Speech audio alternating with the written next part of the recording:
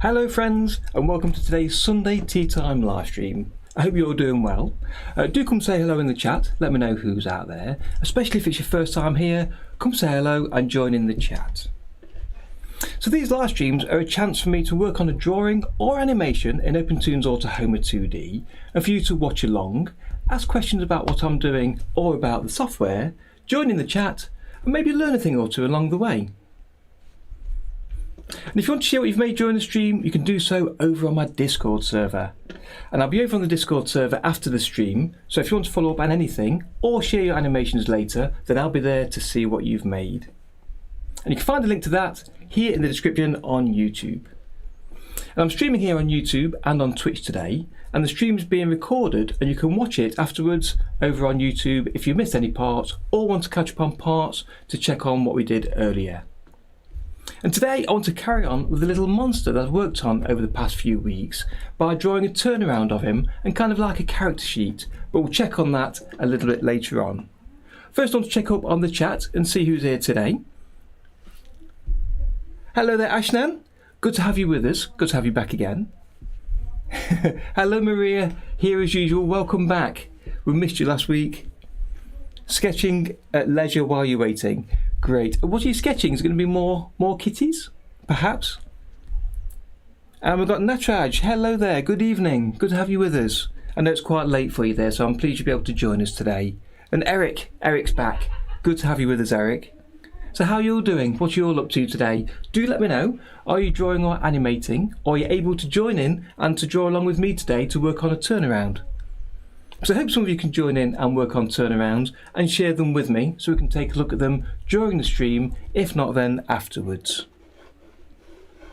And I hope everything's coming through okay, loud and clear. We had a few issues last week with the stream. It broke off halfway through thanks to my wonderful internet. It decided to kick in halfway and break for me, which is really useful. So fingers crossed it works okay this week.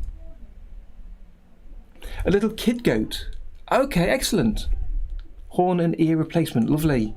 Yeah, I think sometimes, Marie, you do more practice than me. I do get jealous when I see the things that you share and the amount of time you've clearly put into your drawings and animations. Yeah. The charcoal brush is really nice. I used it last week, I believe, for colouring in. It's got a really nice texture to it, and I'll be using that a little bit later on. Hello again, Tom. Good to have you with us. Glad you could make it today. Just looking at the camera there, I'm looking a bit pasty, a bit of a funny colour.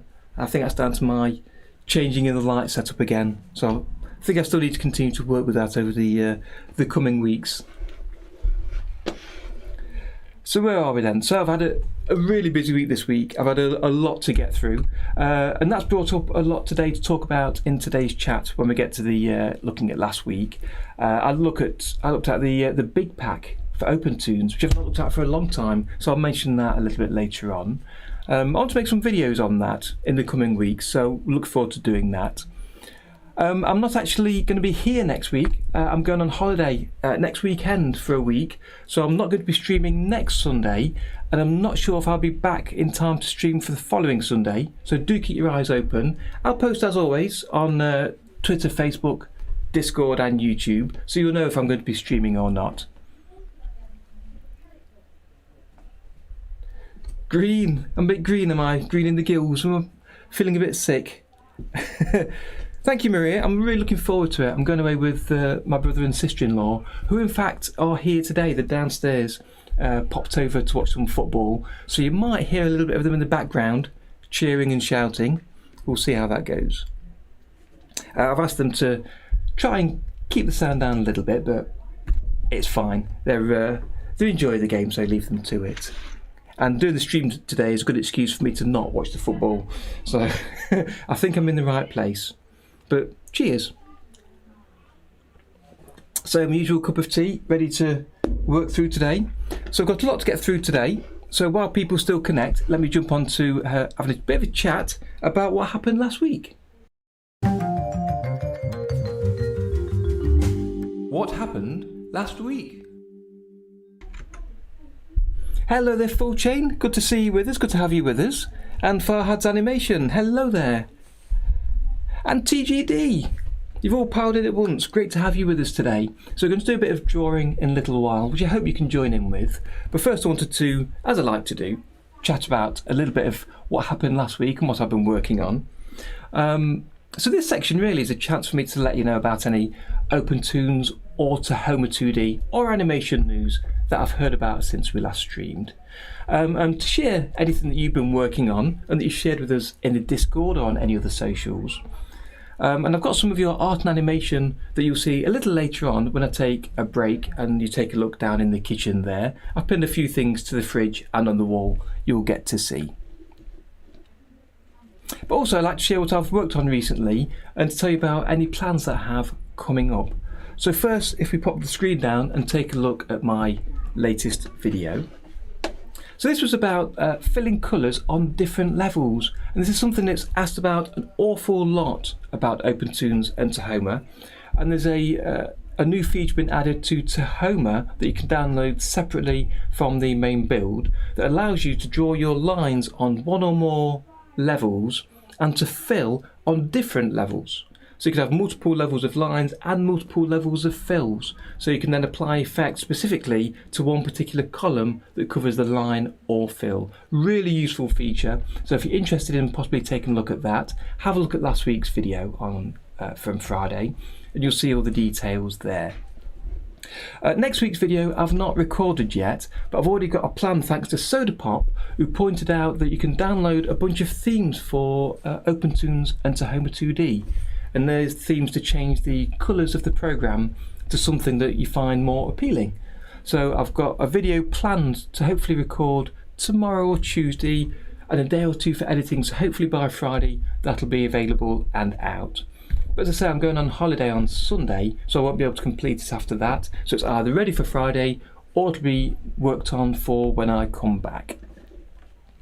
So as I mentioned at the beginning, I've also, thanks to looking at the themes, because I shared a link to that over on my Discord server that I'll show you in a second. I shared a link to that, and while I was there I noticed something I'd shared a while back, which is a link to something called the Big Pack for OpenToonz. And if I just pop this on the screen here so you can take a little look.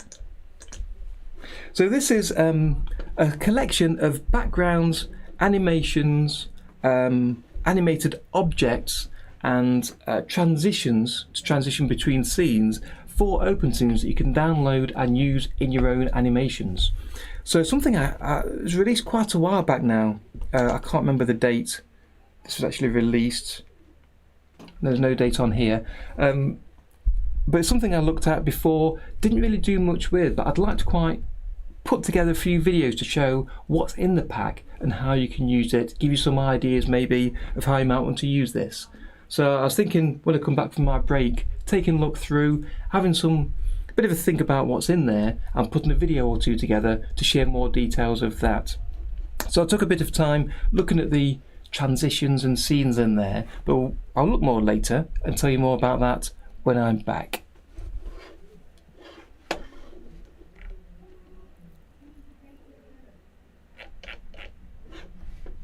Just taking a look at the, the chat there. Thank you, Maria. Green Darren is better than no Darren. Never be defeated. Never.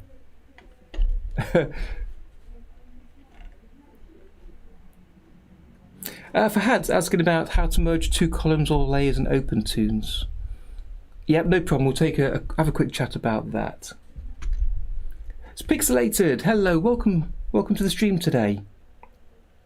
Yeah, no problem. If you can stay awake, great. If not, then the stream is recorded as always, so you can take a look later on YouTube. And you can also, of course, skip through to the right section that you're interested in. So take a look later if not. But if you can stay with us, fantastic. Good to have you here.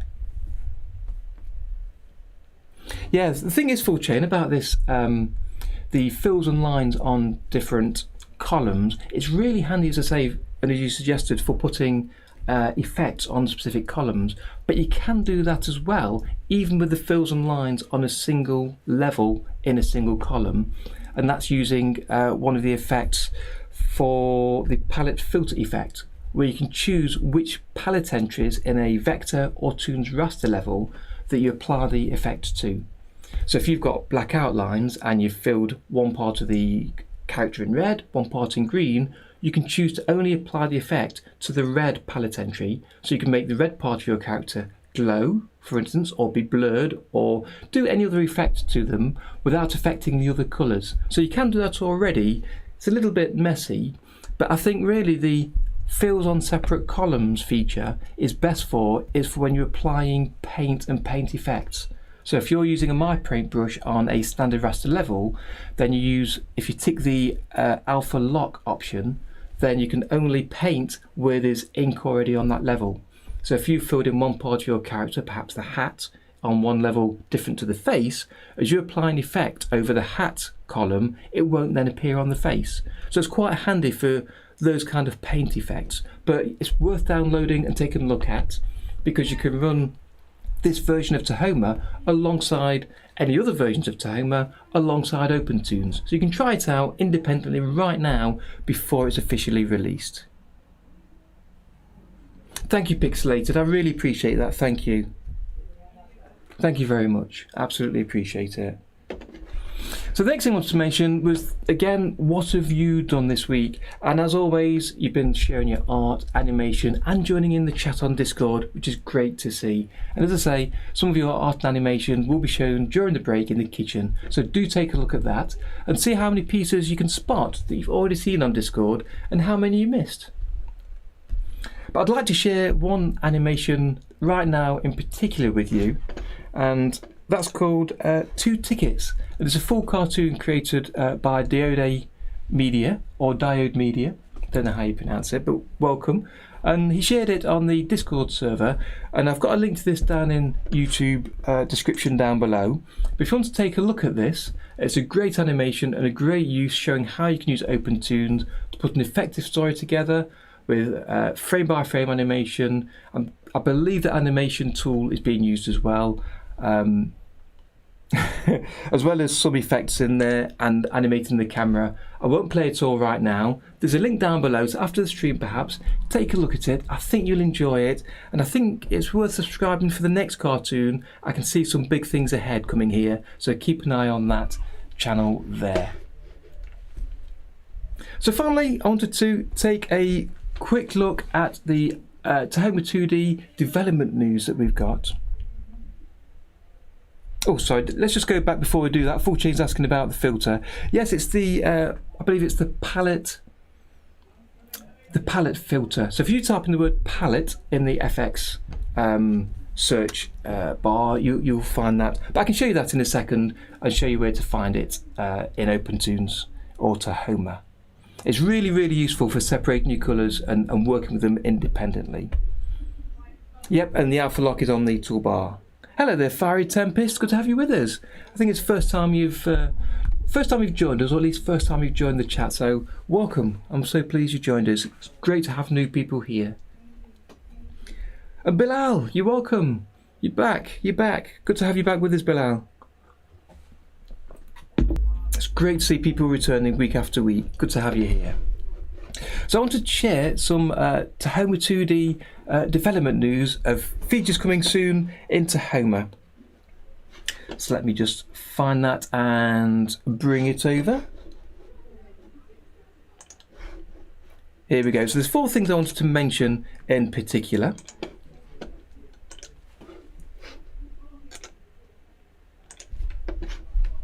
Hope you can see this clearly enough, and I've got a link to all of these down in the description, so do take a look if you want to look into these a little bit deeper. So these are all in Tahoma 2D, and you can download individual builds for each of these, as I showed you in an earlier video a couple of weeks ago. But these will be included in the next release of Tahoma, but I'm not sure how long that'll be. I'd like to think it might appear in the next couple of months maybe, I'm not entirely sure, but it's great to know these are on the horizon. Munka, hello, glad you could make it. Good to have you here. Yes, everybody, Munka animates with Critter and with OpenToonz from time to time. And I saw a couple of your videos early this week, thanks to Tony Gaddis, who shared a link to one of them because he was working on a draw a princess monster from memory video Very funny, very well worth watching. And in fact, what I'll do is I'll pop a link to that down in the description after the stream is done, and also on the Discord for you to take a look at. It's a great video, and it makes you think, as I said to you before, Monka, that trying to draw a princess from memory, remembering what their outfits are like and what they looked like, it's just really tricky. You did a great job, both of you. It's a great video. I'm looking forward to seeing some more of those turning up. Absolutely. I enjoyed both of them, and I was thinking, I don't know how I would have drawn those monsters for those two characters. Took me a while to actually realise who your character was, and I realised it was the main girl from Brave. Great film, love that film. But could I think what she looked like? Apart from lots of big ginger hair, and she was Scottish, that's all I knew. But anyway, great to have you with us today. Thank you for joining us. So yeah, so 4 features automation that's coming up soon, you can find on the GitHub here. Firstly, it's a huge fix for those of us using sound in Tahoma, and that is you can just simply add audio by dragging and dropping an MP3 if you've got FFmpeg set up, or WAV file or AIFF into Tahoma. But if you adjust the position on the timeline or edit it in any way by deleting individual frames, which you can do perfectly reasonably, but when you press play, it doesn't play that edit.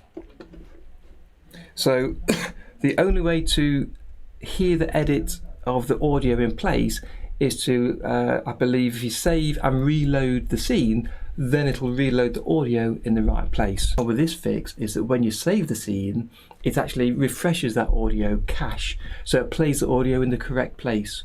So if you're adjusting audio effects to land on a certain frame, it's going to be much easier to hear the audio at the right time. So that's a great fix, thanks to Meliconi. And on a related note, we've also got a fix to change the default sound volume. I believe when you first added sound it's quite low, and now the sound volume goes to 100%. So it should play much clearer to how you expect the sound to be. So they're 2 great fixes for the audio, which I say you can take a look at now, but they'll be in the next release coming up. This is a great fix coming up. Stop switching columns on the button press. So I've not got OpenToonz open, so let me quickly open that up now and I'll show you what that is. And while we're waiting, I can say hello to Nothing. Glad you could join us today. Good to have you with us.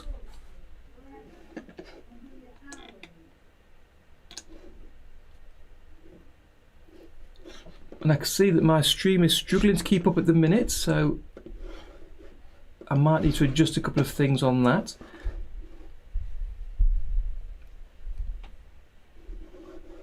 Let me try and do that while this is opening up, because we all know how temperamental my streams can be from time to time. So what I will do,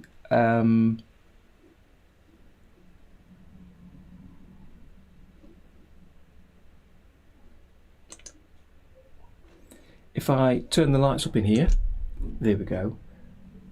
That's one less thing it's trying to worry about, see how that goes. Hopefully we'll stick with it, we'll see how it goes for now.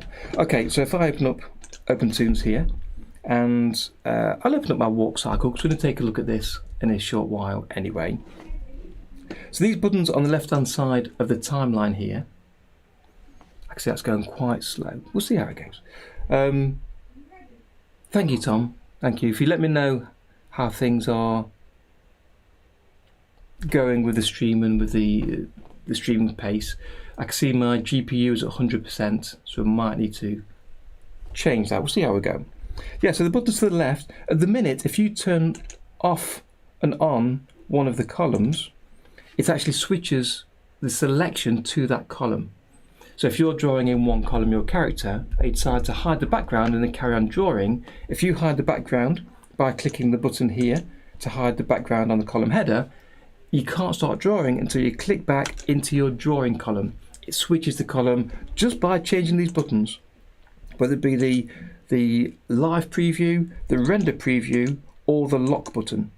So this small fix here is simply to not change columns when you press those buttons. Very simple fix, but it'll keep your workflow going a little bit smoother. So that's great to have that coming through. So again, thanks to Manong John putting that through. That's another great fix. And the final thing I wanted to show, which will really help some people, is that often people tick the view options in the view menu, some of these options here on the left, which turns on transparency check, ink check, fill check, that kind of thing. They don't realise they've turned it on, or they forget, and then when they paint a colour, it shows the fill check colour rather than the colour you've actually selected from your palette. So what this fix does is it shows at the top left of the screen which view option you've turned on, so you can't forget. And I think this will be really useful, but I don't know if there's going to be an option to hide them if you want to, because I can imagine them getting in the way sometimes by seeing them on the screen. But for newbies, it's a great fix for people to recognise and realise they've turned on one of their check view options. So that's a great fix in there, so that's really useful. So I think that's all the news I've got for you today. So it's checking in the chat here. So let me bring that back on the screen so you can see the chat.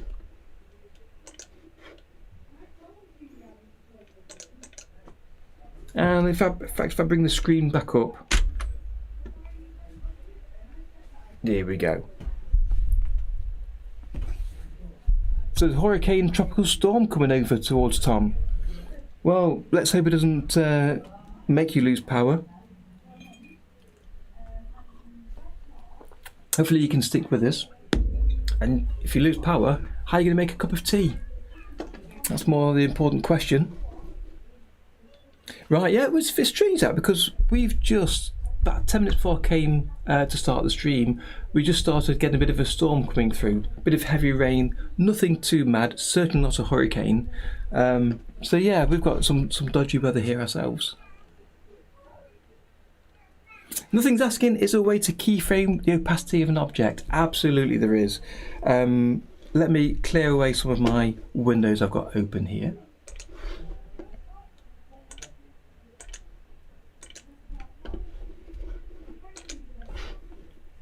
Okay, and if I jump over to OpenToonz, so you can see it a little bit clearer. So basically, if you go to your room that has an FX schematic in it, and if you've not used the FX schematics, that could be a little bit tricky to get into, but I'll sort of briefly show you, and maybe you can re-watch it later and see if it makes more sense the second time round. Tropical Storm Henri. Is that right? French pronunciation, yeah, Henri. Right, I love how they name these storms. I really do. Araldo, hello there. Good to have you with us. Okay, so looking at the FX schematic. So if you go to a room with the schematic in, and this is showing the stage schematic, as you can see at the top left here. And if you press the button at the bottom right of the screen, it switches to the FX schematic. So if I move these to the right. So basically, if you take your column that has the drawing in, and right click on it, choose to insert effects and go down to light, is it? Or layer blending. Layer blending, then down to transparency. So that inserts the transparency effect. And if you double click it, that'll bring up the options, which is only one of, which is the intensity of the transparency. And to see that effect working, click the I button at the top right of the viewer up here. And it's not the far right button, the one to the left of it, which is the full screen preview. Let me go to a frame where the monster's on screen.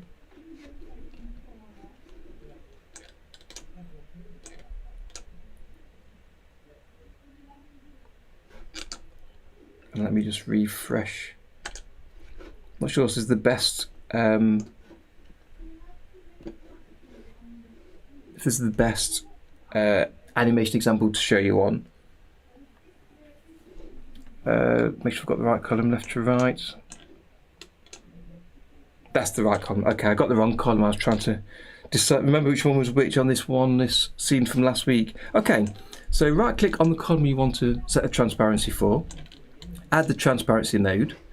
Go to the frame either in the function editor, or if we show the X sheet or timeline, it doesn't matter which. So go to the right frame number you want to start from. So I'll start from frame 1. And then adjust the transparency to the value you want. 0 transparency is fully visible, fully opaque. 100 is fully transparent. And then press the key button, which is the diamond to the left. That now sets a key. And you see that appear on the X sheet. Then go to the frame we'd like to adjust it to. So I'll adjust it just here, left hand side, and change the value either by typing in or by dragging the slider to where you want it to go to. And again, press the key button. And if you look on the X sheet on frame 16, you should see there we go. Oh, the key doesn't appear for the FX, I apologise. That's the animation key. So now from frame 1 to 16, that monster will interpolate from being fully visible to going partially invisible. And then again, if you go another few frames, you can set a new key. So I can make him even more invisible, and then press the key. And then go a few more frames, and adjust him again, and press the key. So now, this will take a second for it to buffer up. Let me set the stop marker there, and show the preview window. Change the settings to show shrink it by 2, makes it better. And now if I show the preview window and hit loop play, you'll see him sort of fading in and out as I've adjusted those keys. So something to explain, to play with a little bit, to get a good feel for how to apply these keys. And also it's useful if you can start to learn to use the function editor to see how the keys affect the animation. So to see the values on the function editor, I'll show you briefly. Here you can see the FX of transparency 1. And if you click that, it then shows all the values on the function editor. And you can see the interpolation from 0 to 57 to 93 back to 46. And you can see the values in between as it changes, where the character is partially invisible through to almost fully invisible, and then back to partially invisible again. And you can click on these keys on the left hand side, drag them around to move the position. You can select one, press Ctrl+C to copy it, and then paste it further down so there's no change during those keys there, look. And there's a lot you can do to move them around. So yeah, so you can key the transparency. Fairly straightforward once you get used to the basics of using the FX schematic and the function editor. So I hope that answers your question. As I say, come back and re-watch it. It might make more sense as you watch it a second time. But yeah, have a play with it, add some keys. Transparency is a great effect to add into there to adjust the transparency. If you don't want the transparency to adjust, you want to set a single value for it, that's a totally different question. I wouldn't even use effects for that. I'll delete that effect. I'd actually use the transparency option, which is to the left of the column header. Is a drop down here where you can adjust the opacity of that column. So if you've got a ghost character, you can set the transparency and they'll remain at that same transparency throughout the animation. So I hope that helps a little bit. No doubt it covers a bit too much and a bit too much detail, but take a look later, as I say, and it'll start to come together as you use it. It's one of these things that until you use it, it looks ever so complicated, but take it one step at a time, add one effect, have a go at animating it, changing it, see how it works. In particular, as I say, do use the function editor, get used to using that, because that really shows you where all the values are set. And you don't have to guess or think it's magic or feel like it's hidden behind the scenes. It's all there. You just have to find the effects in the function editor and select it to show the values down the side. Oh, Sophia. Hello, Sophia. I didn't realise you was watching, but hello. So Sophia is one of the guests that's downstairs at the minute in my house.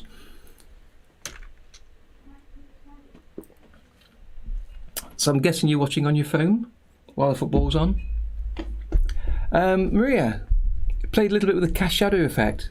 Yeah, it's a tricky effect to manoeuvre around, but at its core it's pretty straightforward and simple It's just getting used to how to adjust it. But you can animate it across time to make a cast shadow move across time based on the character and the shape of the column that you've got it connected to.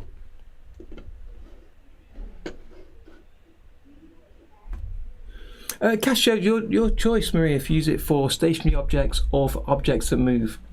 I think you see the benefit mainly for objects that move because you haven't got to hand animate the shadow. Imagine a character walking and having their arms and legs swinging, but having the shadow also doing the same movement. Rather than the hand drawing each and every frame for the shadow, it's calculated automatically based on where you want that shadow to be shown.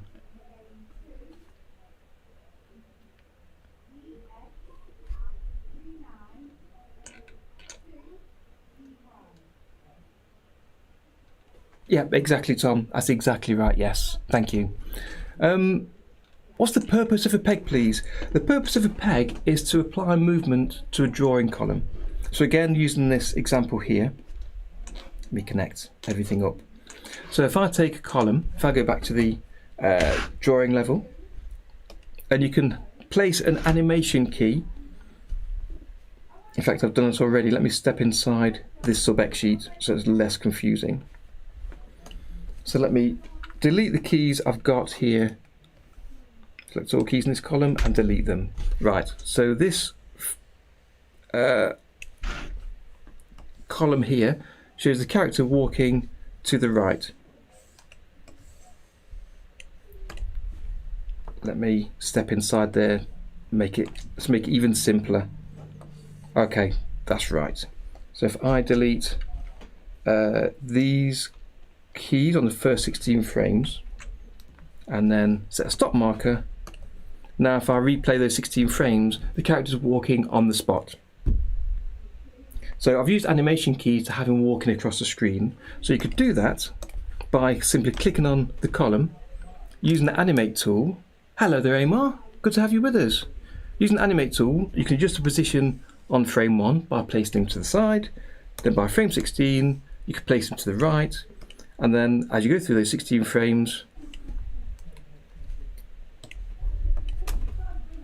and I've not put any interpolation on before, so I've added that now.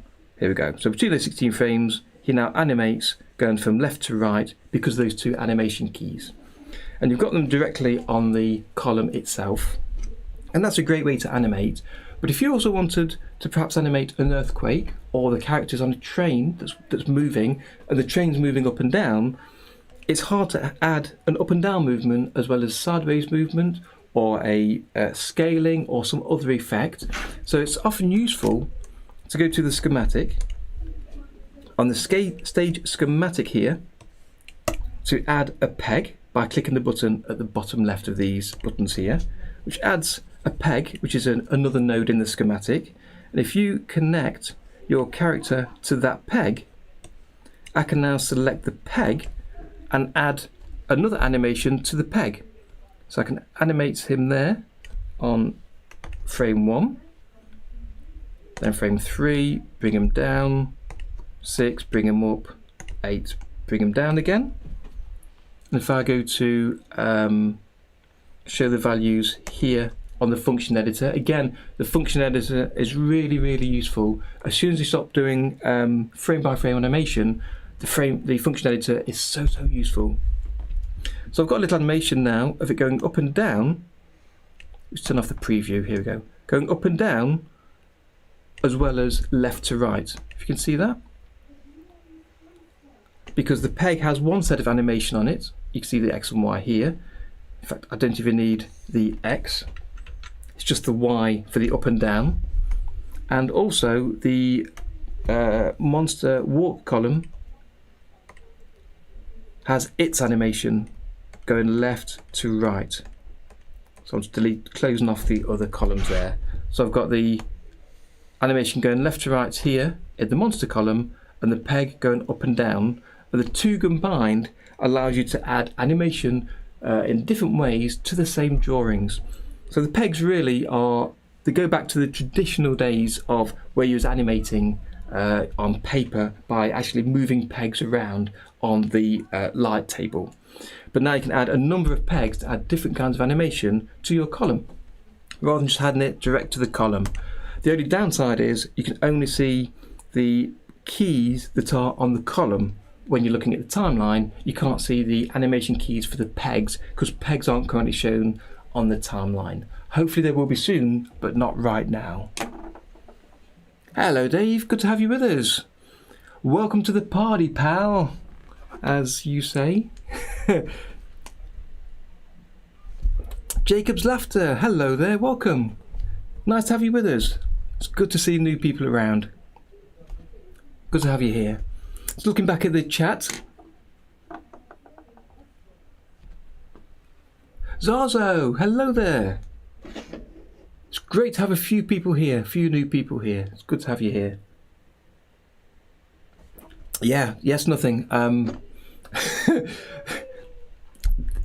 Sometimes repeating your names in the middle of a sentence is quite confusing, but talking to nothing, yes, the node editor is really extensive in OpenToonz. It'll take you quite a while to learn a lot of the features about it. Some of them you don't need, so I hesitate to say to learn all of the features. You don't need to learn all the features.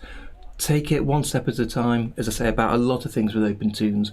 Just learn one or two things at a time, the things you need as you need them, and then keep your eyes open about other features that might be useful to you, because then you'll have a new tool that you can use to put your animation together and to make your workflow go by much smoothly.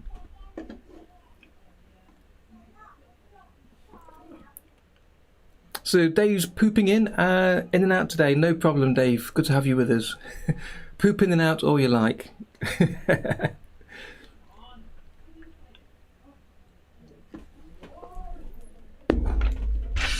And also we had a question earlier I was going to answer briefly. It was from just scrolling up the chat. Was it Full Chain?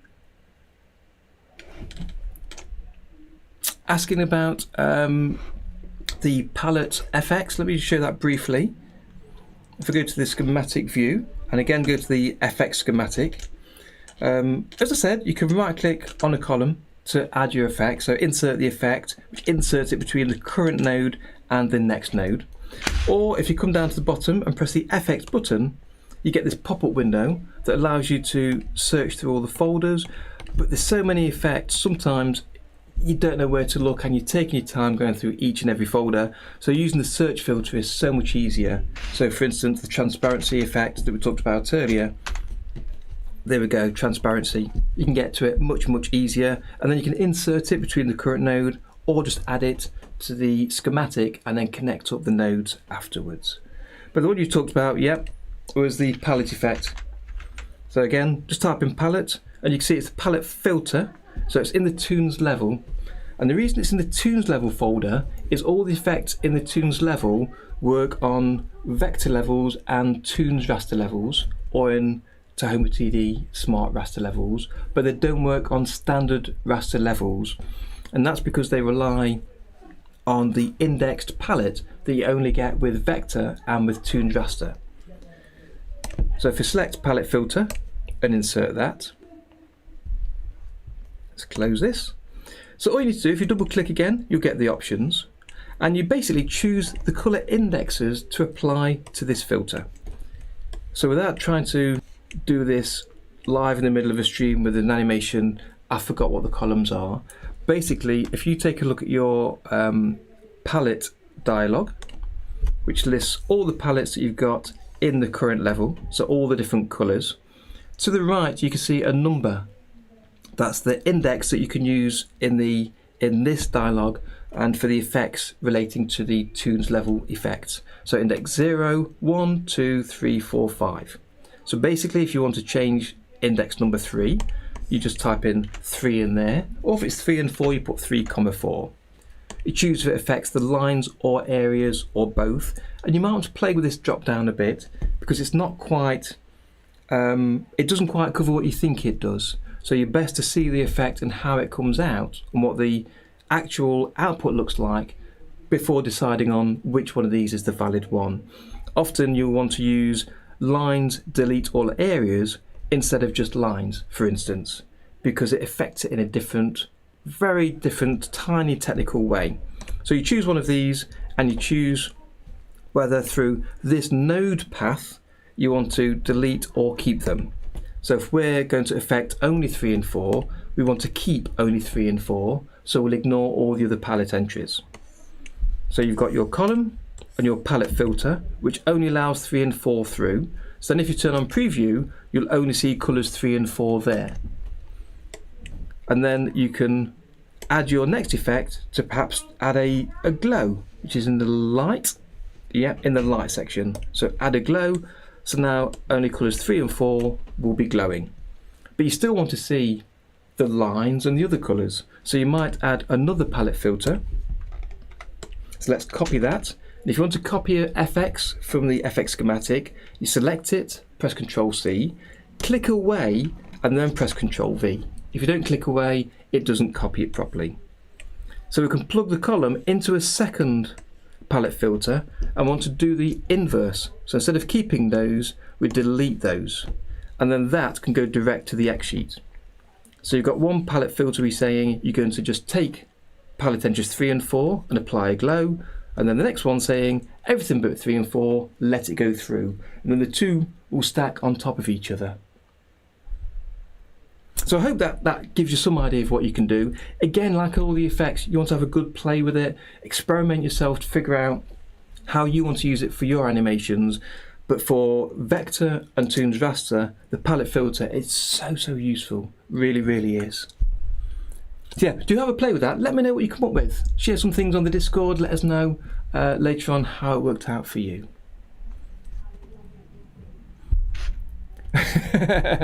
Yeah, sorry Dave, I couldn't ignore it. I'm sorry.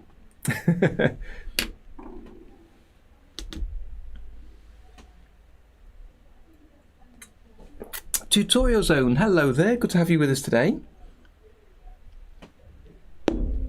Yeah, there's so many effects that will save you time and will allow you to do things you wouldn't necessarily consider doing.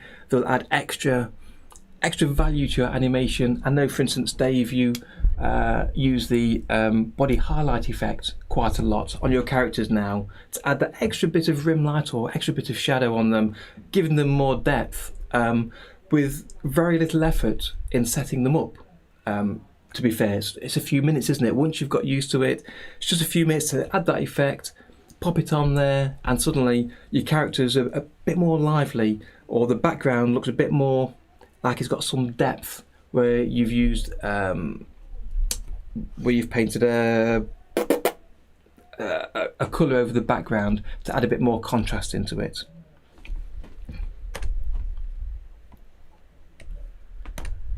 So let me just revert all those changes that I've made while I was playing there. You can do that from the file menu, revert scene, which basically just throws away any changes you've made recently and reloads the project, so you're back where you started from.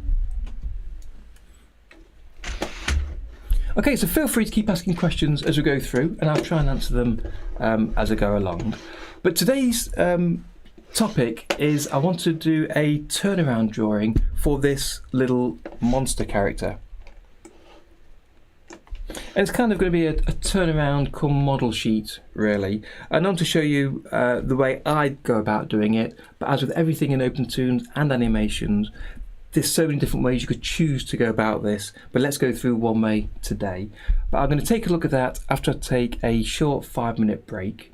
So if you want to join along and do your own turnarounds, then either with your own character, or if you've been here the past few weeks and have been working on the walk cycles as we have, then do so. Or if not, you can do the same with my little monster character here, just to get some practice in working on the turnaround and to pick up a few tips about using OpenToonz or Tahoma 2D.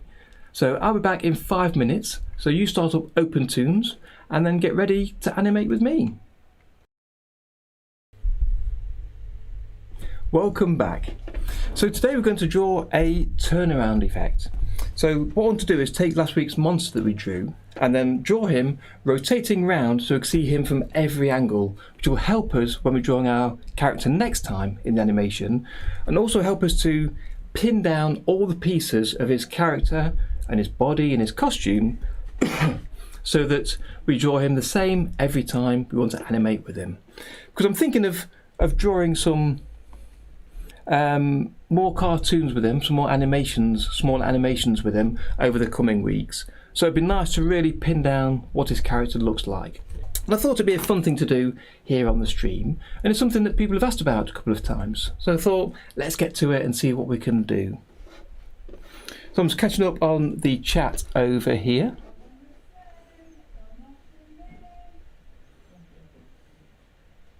Absolutely, Dave, yeah. If you do stream later on, as we did last week, let us know toward the end of today's stream, and we'll share it on the Discord and here on the stream, and then send a few people over.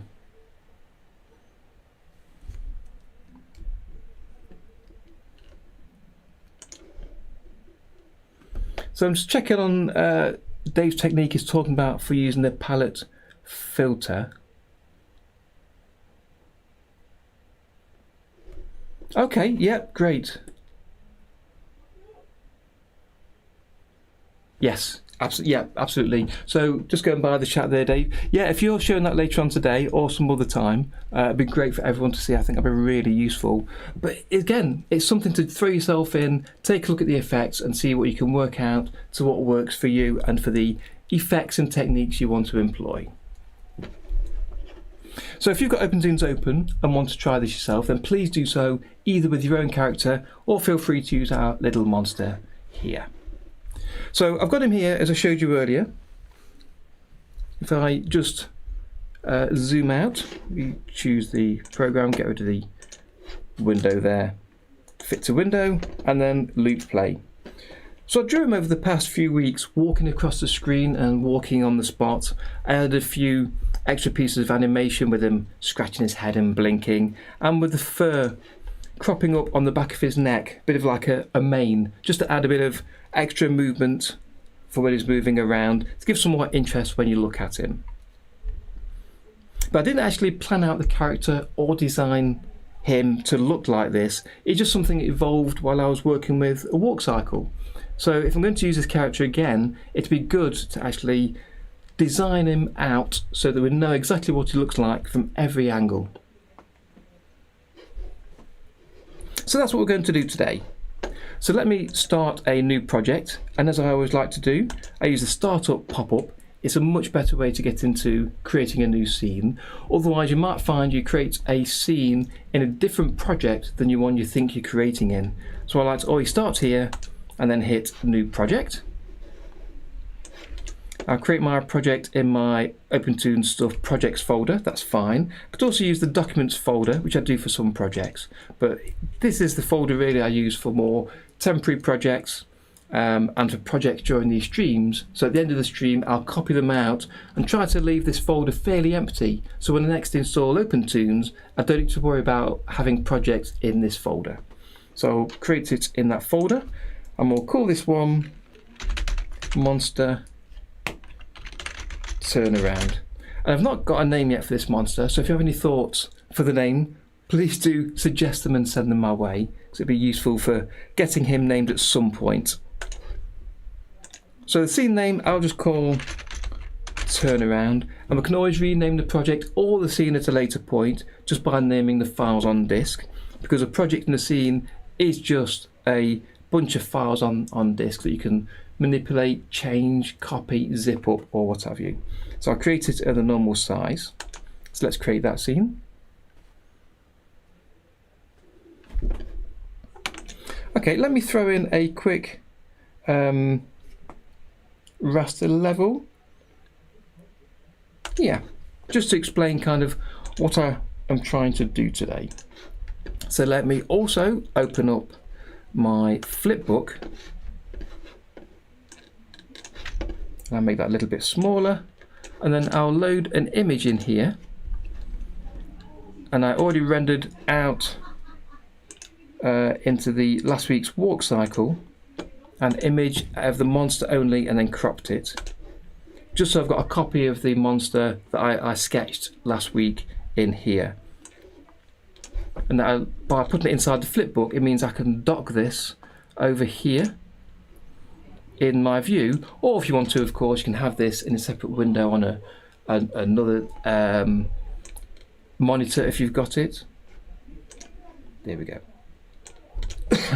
Or just place to the side if that's any easier, but having it directly in the flipbook is so much easier, I think, and it's something we'll look at the end of today's stream if I get time, if we get this completed, of how you'd use the turnaround in a project. If we don't get time today, then we'll take a look at it during the next stream.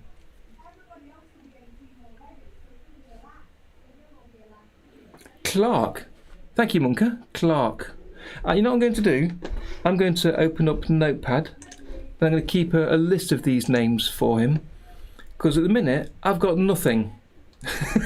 Absolutely nothing, no ideas. So let me find that, because I've got multiple screens running here, so let's keep them all together.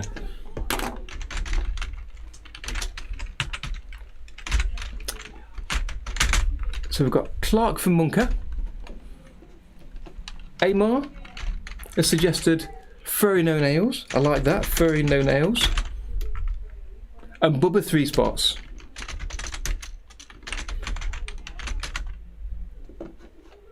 That's a good start. Not a bad start at all. Thank you. Keep them coming if you get any other thoughts of what we can call this little fella. Or if you're watching this later on the recording, drop them down below in the comments and let me know what you think we should call him. Okay, so I've got a sketch level here, just to show you my initial thoughts, and that shows up the bug again that I've got with OpenToonz that some of you may have, that if you've gone to a different program, when you come back to OpenToonz, you've got to select it with the mouse. If I select it with the stylus, then it crashes every single time, which is a problem either with my tablet, my tablet driver, the graphics card, graphics driver, Windows. Who knows what the problem is, but it happens every single time. So I need to remember to use the mouse to reselect. And it's a good reason for saving early and saving often, so you don't lose what you've already worked on. So let's just rename that column for adding some thoughts here. Okay. So I'm going to use a pen. Let's go to a new palette entry, go to the raster tab, and I'm going to choose my favourite pencil to scribble with here. Clark, furry no nails, and Bubba 3 spots. Yeah, we'll come back to this. Okay, so my thoughts for doing the turnaround, I'm going to split this up in a very, very simple way, in that looking down on the character here, I want to draw him looking directly towards the camera. So if I undo that, make him smaller. There we go. So if you imagine the camera looking here, then I'm going to draw him, and I realise I'm not drawing him with a nose either.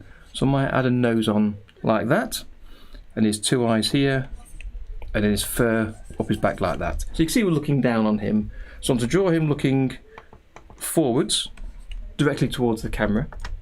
Then I can use the silhouette and copy and paste that to show him going backwards, facing away from us, so we're looking directly at the back of him. And I'm trying to think of the easiest way with the most shortcuts for creating this entire turnaround, and trying to do it in the most simple way possible. And you may have some other thoughts on how you like to do this. You may suggest things during the stream that might be easier, please do so. But these are my initial thoughts, and it's what I've done a couple of times before to get a turnaround working, and it's worked out quite well so far. So then, as you may guess, in the traditional style of in-betweening, I'm going in between the front and back and show him facing left. So let's number these. So 1, 2, 3, and then again I was going to flip him facing right, and we might do these in reverse, obviously, it doesn't matter too much. And then I want to in between them and do a 3/4 view, which I will then be able to flip. Again, you can see the silhouette from facing to the front right and then the rear right. Should have the same silhouette of the body. And I'll do the same for the left and then for the back on the left as well. So that'll give us 8 positions for a turnaround, which I think is fine for a basic turnaround, just to see the character facing all directions. You could choose in between these, if you wanted to, so you could literally go in between and add in an extra position to create a 16-point turnaround, and that would give you a nice smooth animation as the character's turning around if that's what you're after. You may find you'll need that in your animation, or if you're creating a series, you might want to have the turnaround as part of the intro. Often you see a character spinning around and moving towards or away from the camera as they're being introduced to us, so you might find it useful for that, or just for practicing drawing your character, because the more you draw your character, the more you'll get to know them, the easier you'll find it to drawing them. And again, this is something that I know Dave's come across as you've drawn the character over the past few months. They're becoming more consistent, you're getting a feel more for the character, and then when you look back at your earlier sketches and drawings, you've realised how out of character they are because you drew them slightly different. You hadn't found the character yet, you hadn't found what they looked like. So I know you're going through and redrawing some of them.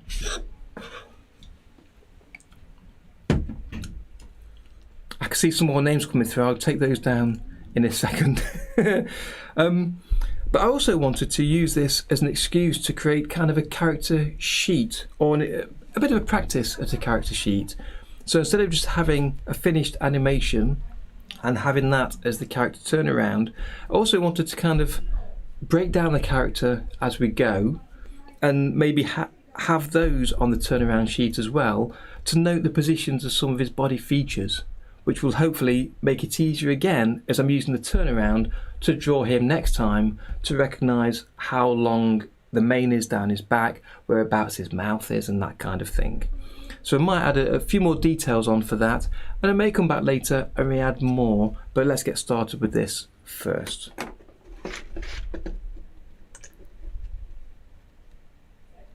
Yeah, I think so, Amar. I think it's fine, but say if you want to create a moving animation, you might want to do more in-betweens to see the actual smooth movement depending on the speed that the character's turning around. I can see some names coming through. I'm going to take some of these down. Who else have we got then? So I've got up to above 3 spots from Amar. Grizzy. Let me add these in there.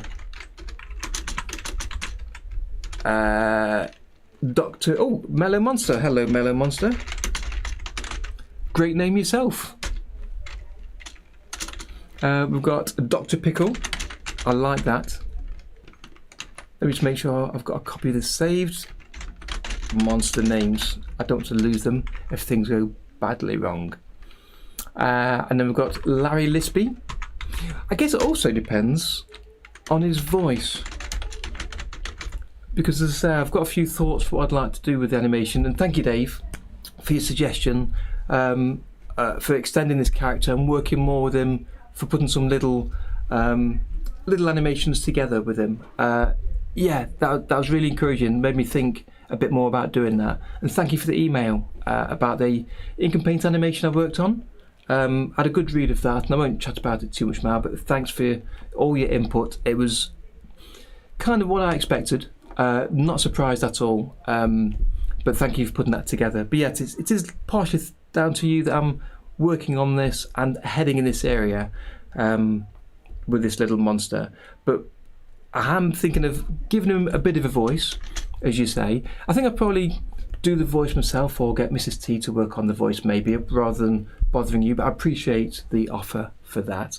So depending on his voice, Larry Lispy could be a good suggestion if he's quite lispy as he speaks.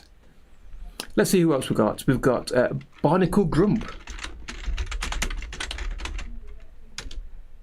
Amar's got plenty of names here. I'm liking this. Full Chain. We've got Fuzzbean. He is fuzzy and he is a bean shape. Good name. Scampy Crampy. I'm loving these double-barreled names you've got. Scampy Crampy. Dusty Nugget. Thank you, Tom.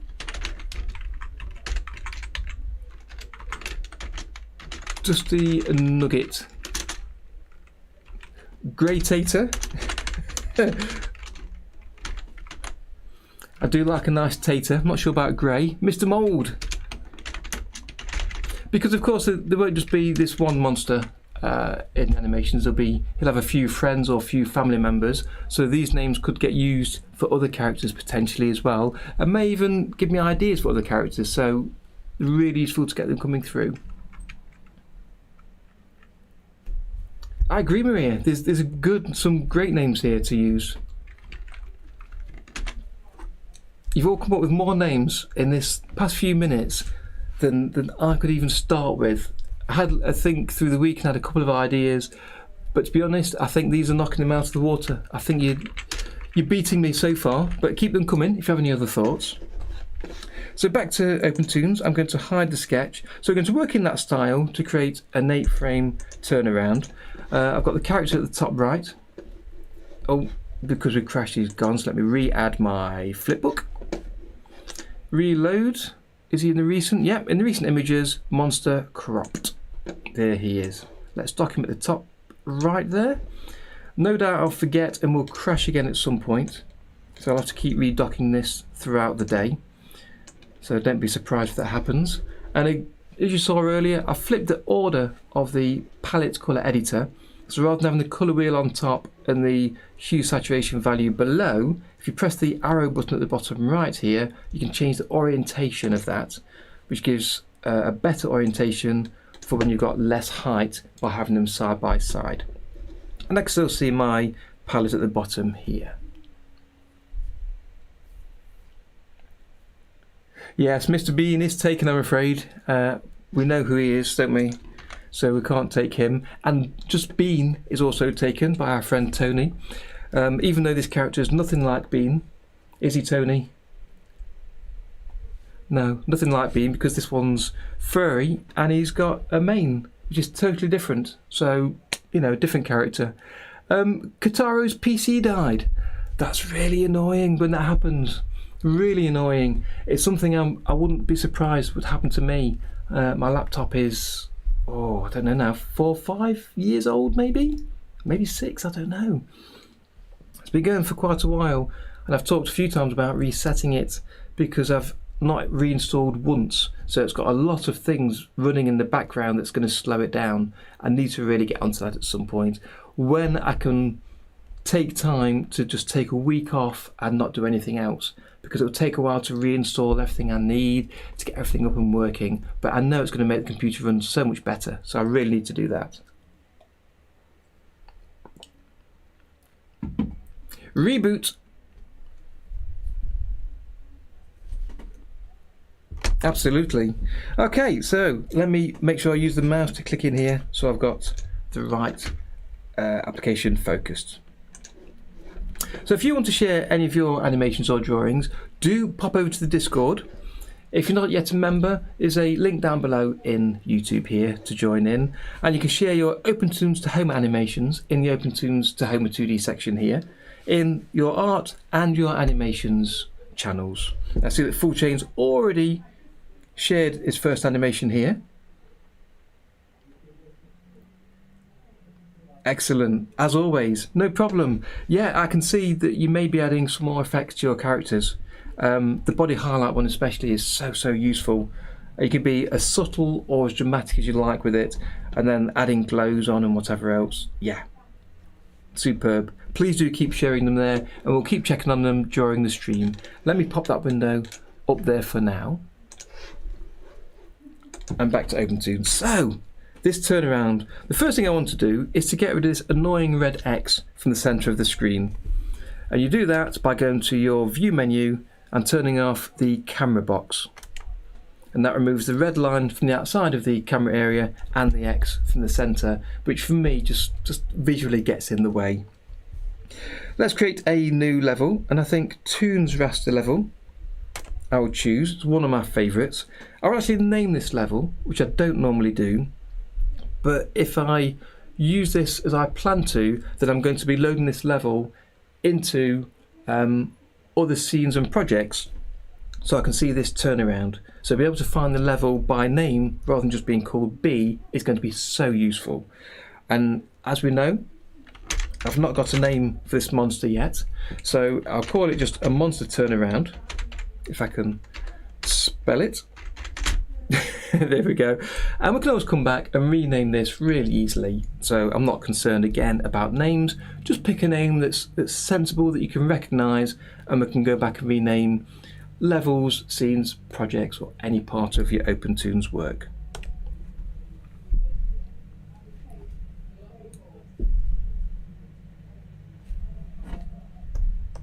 So let's name the column as well, just so I can recognise him when we go to one of the schematics.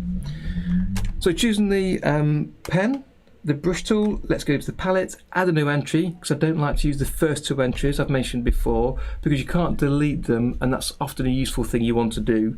So it's a good habit to get into, to always create a new palette entry. And for sketching, I'll use the pencil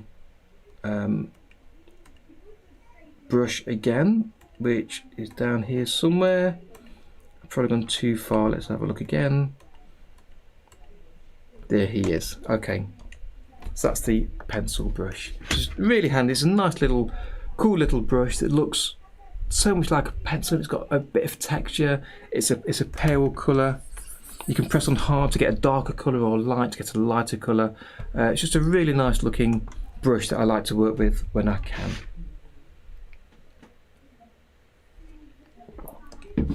So as I mentioned previously, I wanted to create a simple character for working on the walk cycle, the second walk cycle we worked on a couple of weeks ago. So starting with the basic circle, I drew a simple circle, tried to create another circle the same size below it, and this is always where I struggle. And you can use copy and paste if you want to, but I like to try and hit it if I can. That's close enough, I think. Let's make it slightly larger though, freehand. That's fine. There. And then the leg length is, I think, approximately the same sort of size circle. So again,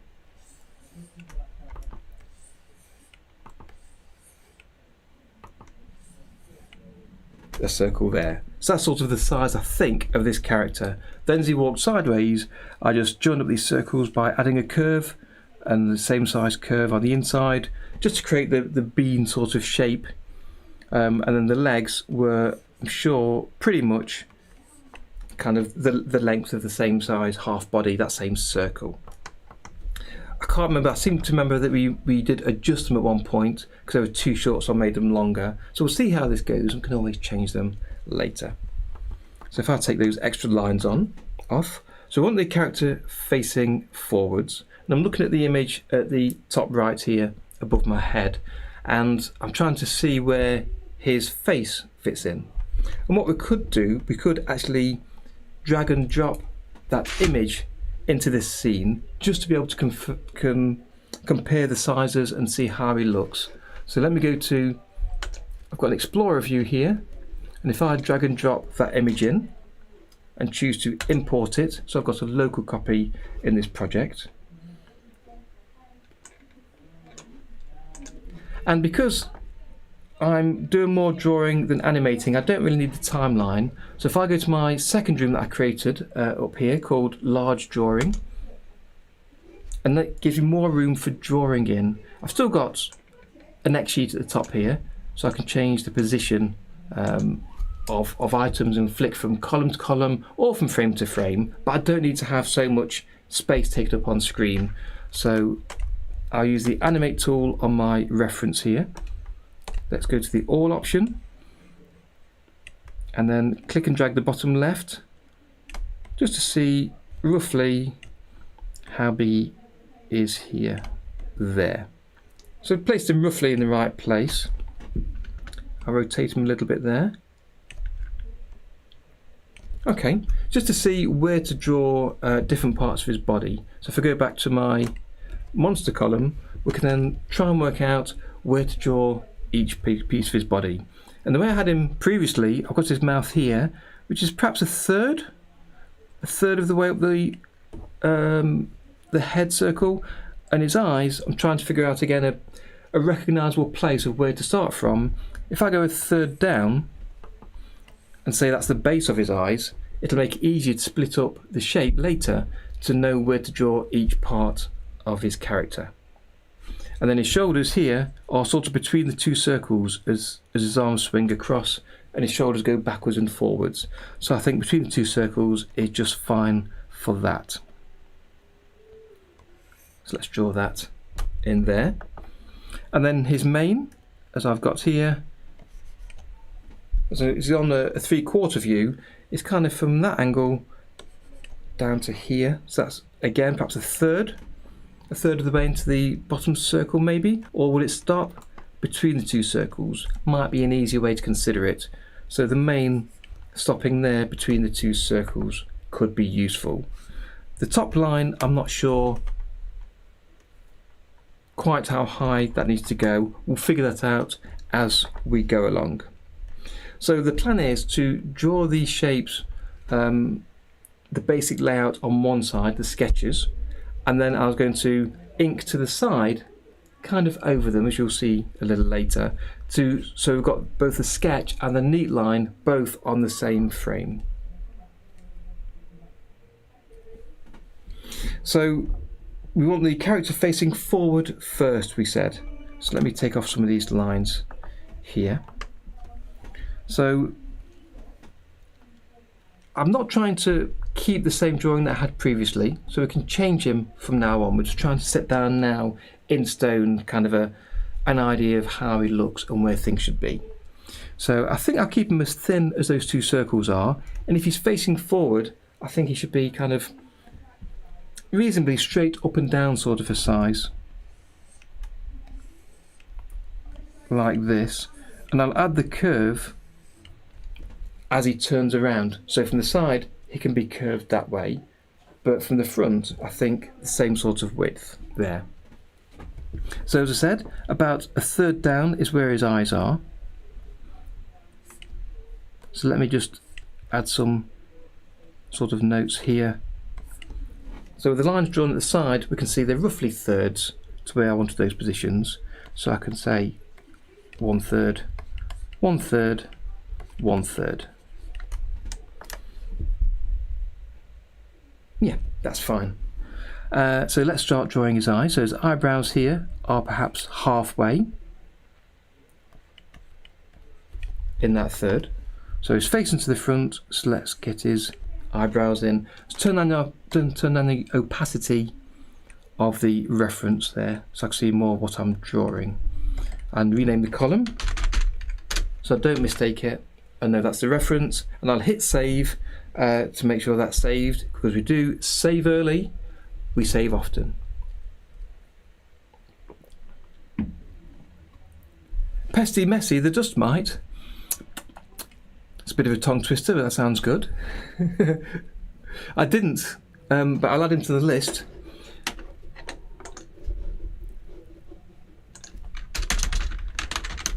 Pesty Messy the Dust Mite, because of course I've not quite decided where he's going to be, where his world is, because he could easily be a dust mite himself, a little tiny dust mite in the world, or he could be a big monster in a monster world, or somewhere in our world. Maybe he's the monster that hides in your wardrobe at night, or somewhere else. I need to work on the ideas for that. So any idea or any thoughts you have about monstery type creatures, then as I say, do let me know.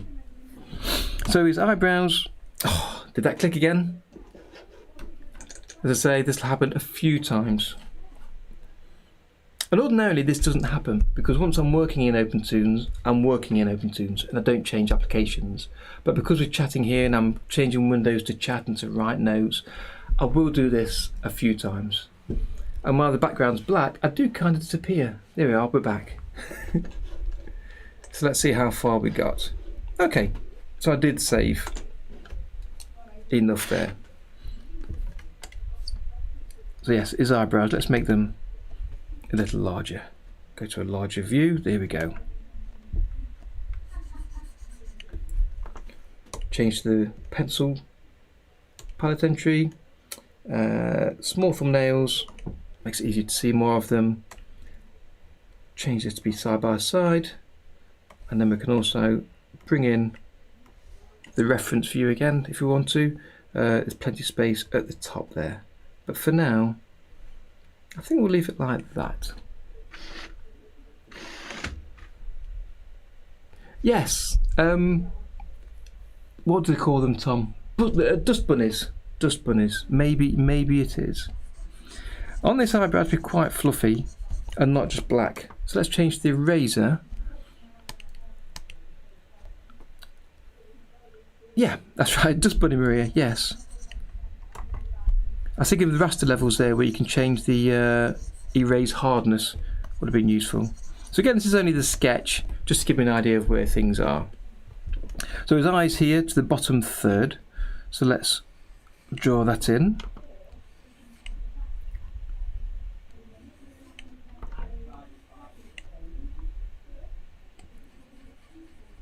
And he's got little eyes there looking straight at us. And his mouth I've got coming as a bit of a curve, I think, here. It's about a third line, as we said. And I was going to put a tooth sticking up at one side. I don't want to make him symmetrical, so I don't want to have a tooth each side. Just having a tooth on one side gives it a little bit of a difference as he turns around, and also it's just something visually to look at differently. Make sure these are nice and round. And again, I'm on the eraser using the normal style, and I'll use the selective option. I'll turn that on even though I'm only drawing in the pencil at the minute. This is something I mentioned the other day during a chat on Discord, that if you use the selective option on the eraser here on the tool options bar, it means that as you draw and then erase as you're working through, it will literally only erase the lines you've just drawn, which might seem kind of obvious and a bit redundant, but if you're drawing using different palette entries, you could have the different palette entries made up of the same style brush, of the same colour, same thickness and everything the same about them, but they are still separate palette entries on vector and Toonz raster levels, which means that as you draw with them, the lines all look the same, but then if you erase using the selective option, you'll only erase the lines for that palette entry. So it's a really handy habit to get into, so that if you do decide to ever use multiple brushes looking the same, so if I, for instance, select brush 1, duplicate that, and using palette entry 1, I draw these lines. Using palette entry 3, I then draw those lines. If I go to the eraser, when I erase, it'll only erase the lines I've drawn up and down, but because of the I was drawing, I believe, with anti-aliasing on, you get this overlap issue with Toonz raster levels. So if I turn pencil on, just as an experiment to see how this goes, let's erase those again.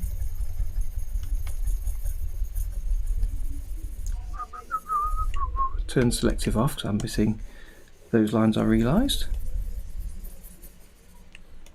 So with the brush mode on and pencil option ticked, drawing 1 and then draw those lines. Palette entry 3, draw those. Now with the eraser, something you was looking at the other day, Dave, I remember. Selective on, as I erase them, let's see how this goes. Yeah, it still forgets which one is which because you can only have,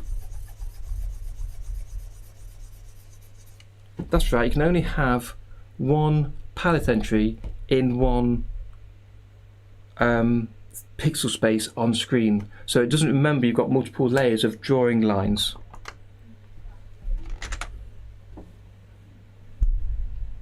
We'll see some more names coming. I'll come back in a second. Yeah, so as you erase them, it can erase the wrong lines. If you go here, look, it's not erasing this line, but where they cross, it will erase the gap potentially between both, because there's only one line drawn there, and that's this palette entry 3 line that's going kind of vertically, not the horizontal one.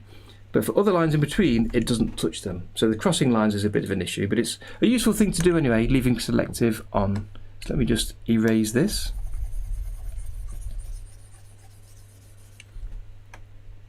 Back to the brush, let me delete palette entry 3 because I'm not using it. and choose the pencil again, the brush tool on, pressure is turned on, we're back to where we were.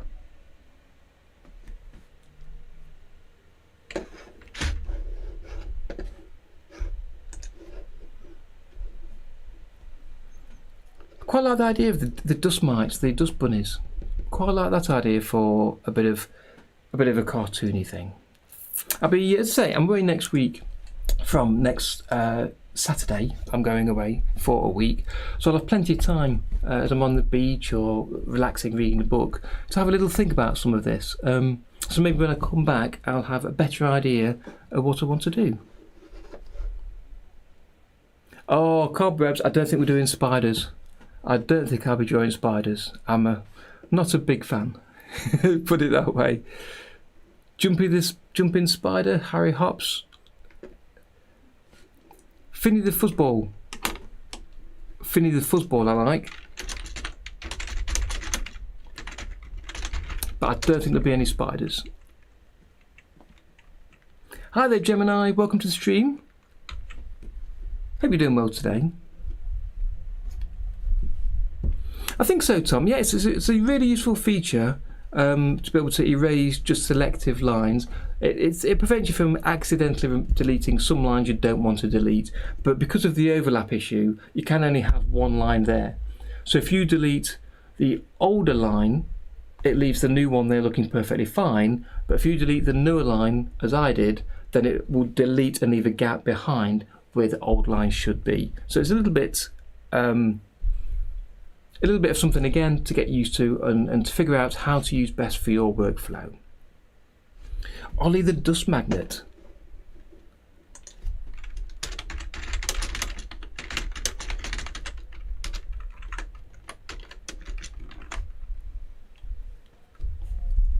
Welcome back, Maria. Hopefully that's the only lost connection you'll get today.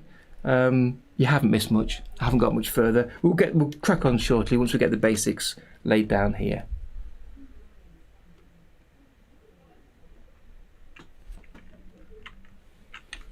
Okay, so let's click back into OpenToonz using the mouse, not using the stylus.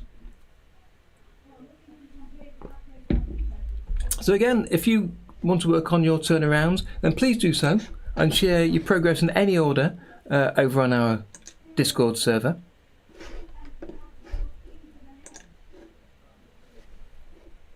To let us all know what you're working on, and so we can take a look during the stream if that's what you'd like.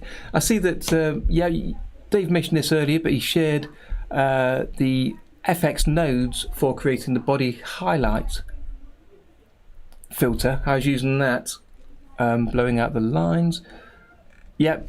So there's a discussion on the Discord server here in the questions for live stream channel about the effects there. So if you're interested in using the effects and which ones could be useful for adding your body highlight effects and how you can combine them together with the palette filter, then take a look at that.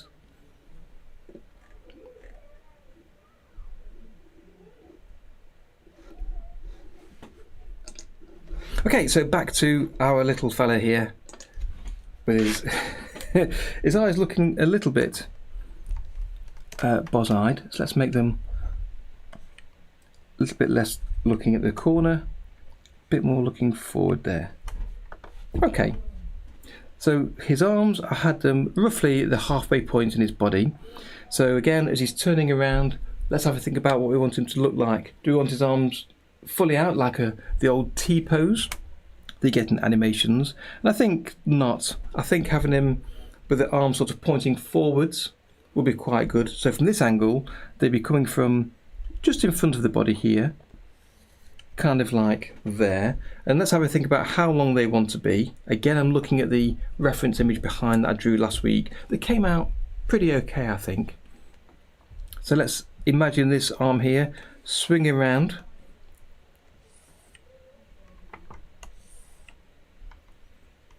So again, thinking thirds, maybe sort of a third height. Let's draw it the opposite side here for his body. So there's the circle and about a third height. Go a little bit higher. Yeah. So again, let's give it a third.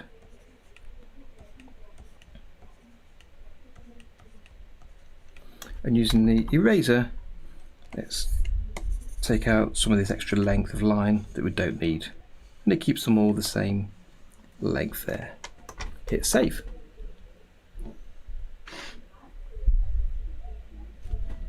So the arm is about a third here, so let's just a quick note.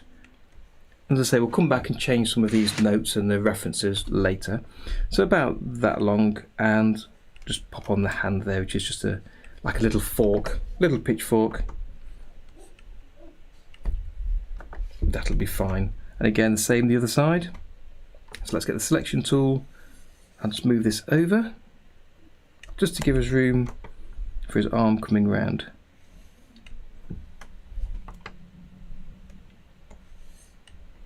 So there's the third mark. Yeah, that's fine.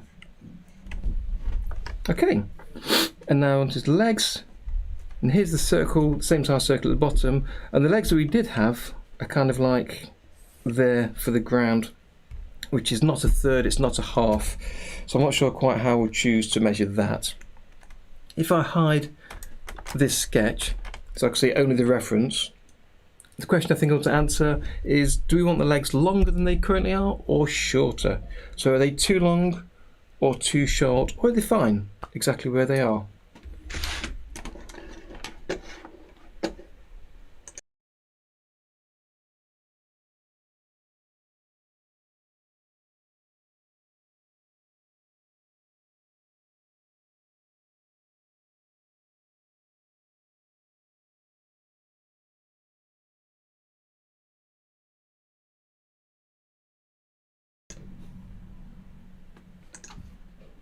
So Tom's saying that the middle third seems a bit wider than the others. We bring him back.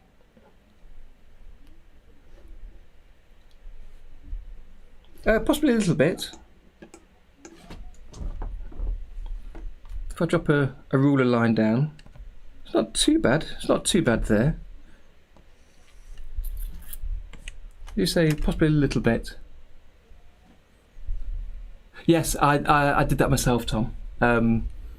Yeah, I'll do that from time to time when I need to disappear briefly, but I'll be back quite quickly. Krishiv, hello there. A bit late, but don't worry, you've not missed much. We're still working through the thoughts behind putting the turnaround together. Been talking through quite a lot on this, and we're still on only the first drawing, so you haven't missed much at all.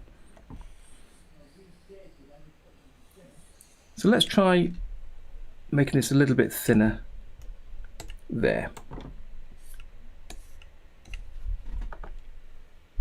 And it may be that we get to the end of the turnaround and I decide I don't like how the monster looks, which is kind of part of the point of putting this together, is to actually pin down how your character looks, what they have for their costume and for their appendages and any extra effects they might have on their hats or what have you, and just to pin it down before you start animating, so that when we animate with him, I'll know then exactly what I need to add, and we won't add any more, and then we can know the size of the character, the proportions, and everything working together. So I'm quite happy to make a mistake today, to change my mind today, to come back in a couple of weeks on the next stream and say, you know what, I want to do something different, it didn't quite work out, so let's just sort of have a play with that. So here he is facing the front, which need his legs. So Tom's suggesting that his legs are fine. I'm happy with your suggestion there, Tom, with your opinion. Let's stick with that for now. Again, we can adjust it later. So the connection point is the same for the legs as where the hands go to. So in the same way that your wrists on your arms or your hands, whichever you look at it, reach the top of your thigh, I'll have the same kind of thing here, where the end of his hands go to the start of his legs. So let me change this comment here. So the third up of the body is going to be the end of his hands and top of his legs.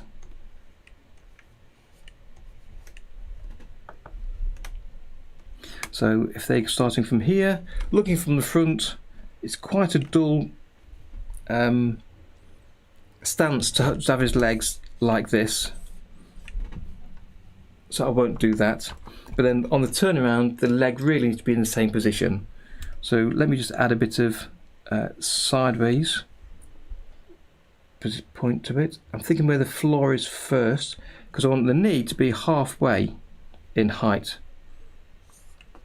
which is one of my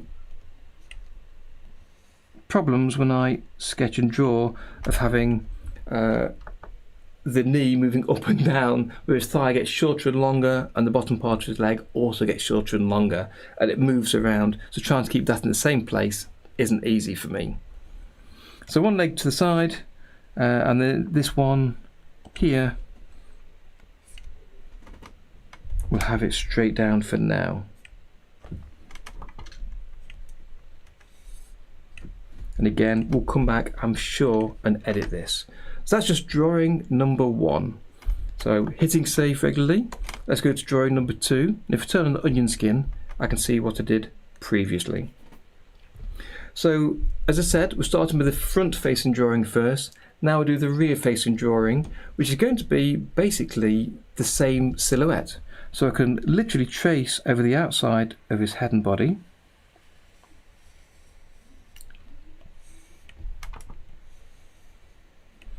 And I've still got the circle for the bottom part of his body, which I'll leave for now. I don't know if we want to keep this or if we want to change the shape here, but I'll stick with it for now.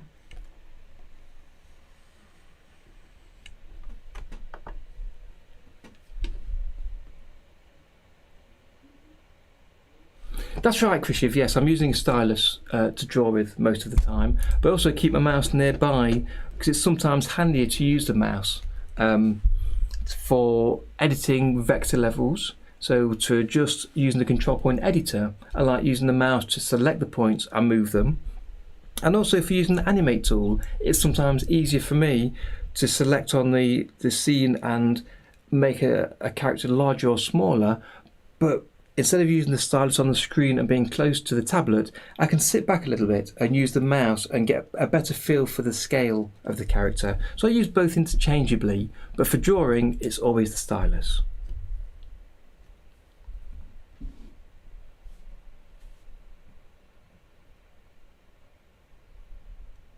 Yes, you're not wrong there, Dave.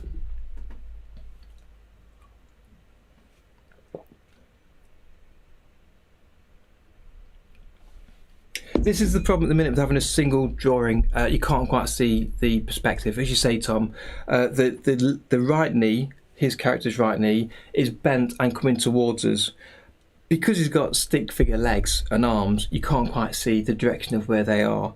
And again, it's something we may come back to and change the legs a little bit. But I was thinking, where he's facing the front, that his left leg is bent to the side and the front leg is kind of bent towards us, coming towards us. But we'll see how he turns when we add him and rotate him around. Because, yeah, I know what you mean. The leg, if it's just straight, it should be longer than the other leg that's bent. So really, he should be connected higher up and have his hips at an angle if it's straight, if that's the case. So I'm not sure the best way to draw his legs for a stick figure rotating, so I'm kind of keeping things fairly flat for now, and I am expecting to come back later and adjust this to look a bit more sensible, because I need to think about how he's going to move later as well once I've got past this stage. So if he's got his back to us here, his arms are going to be in the same place but just reversed. So again, I can trace over those. Well, I say I can trace. Let's have a go. There we go. Trace over those, so they're roughly the same length and same sort of size there, but they don't go obviously in front of the body as we can see it here, because they're on the front side of his body, not round the back. So they come from the edge of the body, not going in front here, that extra little piece.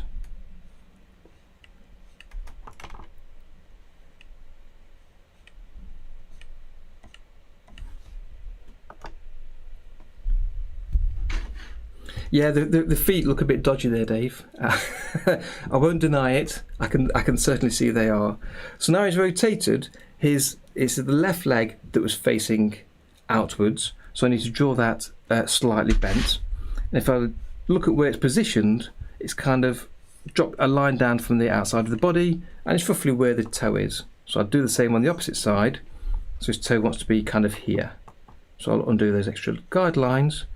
Draw the front roughly the same size, and it moves upwards towards where the knee is, here, and then in a little bit. And again, the legs are kind of coming from the front of the body as this looks. I think we might need to change that. So I'll draw it just up to the edge line of his body. Okay, then the leg on his right is kind of going, as we say, bending but straight down. So let's draw that down here with the little foot there kind of going towards us a little bit. You say foreshortened, or what's the opposite of foreshortened, where it goes to the distance rather than towards us? Is it still foreshortened? Not sure. We don't see his face, obviously, it's on the other side of his body, but we do see his mane.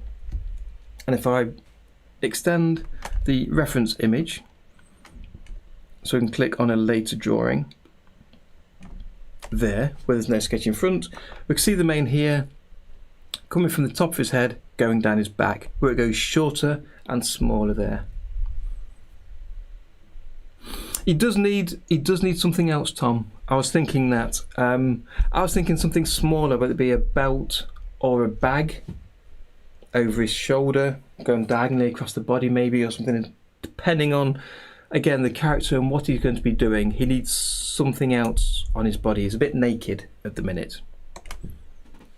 So his mane, as I say, goes up towards the top of his head, but not the very top.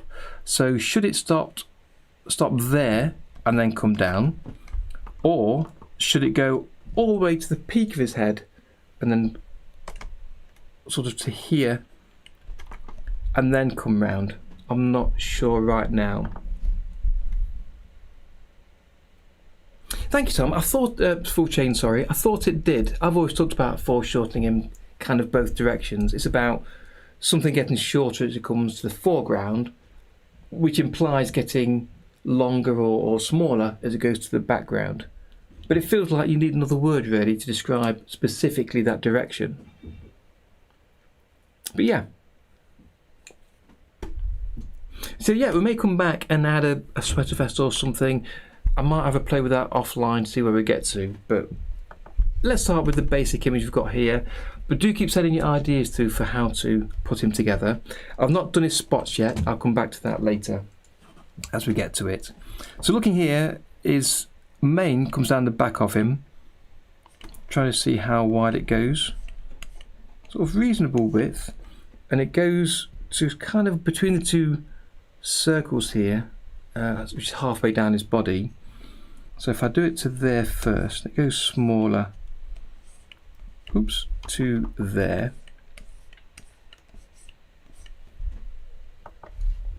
And if you've got some ideas for this character of either outfits or how he should look or other styles for him, do feel free to either sketch a single drawing and share it on the Discord, or do the complete turnaround if you want to how you think he might look nice. Then please share that with us.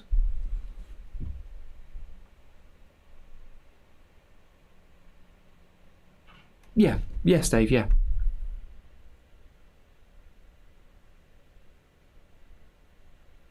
I think, Maria, I'm thinking more like a horse, more soft like hair, like human hair. So it's kind of soft and it's light in area and it can bounce around as he moves.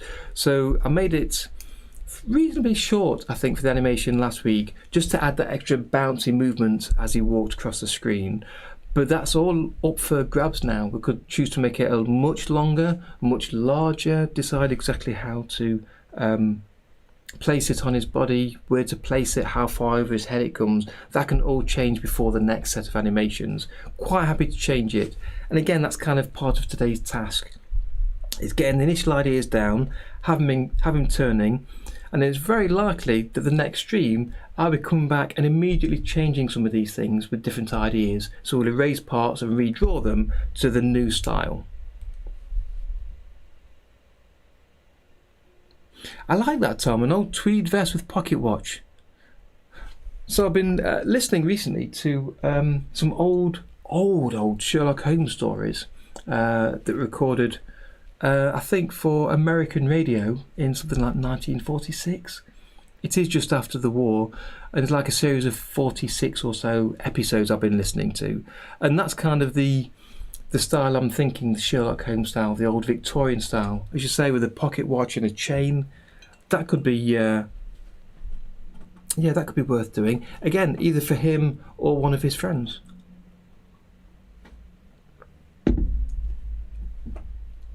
Make sure I'm selected in OpenToonz before I start drawing, so it doesn't crash. Let's do this hair above his body here, so it comes upwards. Curve it round a little bit. It kind of sticks up at the centre, like a Mohican I'm picturing, possibly. So that's the centre line. We'll see how that goes.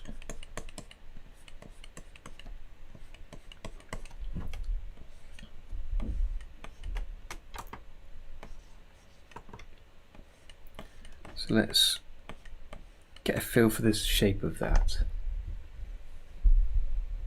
It was Basil Rathbone. It wasn't narration, it was kind of like a radio play. So it was with Basil Rathbone, obviously, as Sherlock, and I can't remember the chap's name, but it was the same chap that's in the films with him, the old black and white films. And he introduced the stories each week, Dr. Watson did, and then they went to kind of the radio play where they went through and acted out the story that day. And it's really quite interesting, the old-fashioned style of radio, the way they use their an organ to make things seem exciting. The introduction at the beginning with the same chap, Harry Bartell, introducing the wine company that sponsors the programme every week for like 60 seconds or 90 seconds at the start. He talks about the fine wine, and then he gets finally to the story. So it's an interesting way of presenting the show, but really fun stories. So yeah, that kind of style is kind of what I'm thinking. Nigel Bruce, that's exactly right, yes. Yeah, exactly, a serial play. So say it's 46 or so episodes. I think some of the stories are from the original Sherlock Holmes storybooks, with one or two that have been expanded out based on a side note from a book. They often mention it's based on part of a story and the name of the story, and then they've sort of created another story around it. Basically the same sort of idea, still as entertaining, but yeah, I've been listening to them over the past, past couple of months have been. I've been going through them quite quickly. But yes, the Victorian style is the kind of feeling I'm getting when you talk about the pocket watch and the waistcoat. Okay, so from the back there's not a lot to see apart from his Mohican there, so let's hit save. Yeah, Buck Rogers. Yeah, I'm not surprised, Amar. If you do ever get to do so, then do let us know what you're working on there. Can we just checking we've still got a connection? I see we've got a look like a small dropout a second ago, but I think we're still running. Yeah, you mentioned Buck Rogers. I'm thinking even further back than that. What's that old space serial called? I think Maria would remember. Or would know of it at least.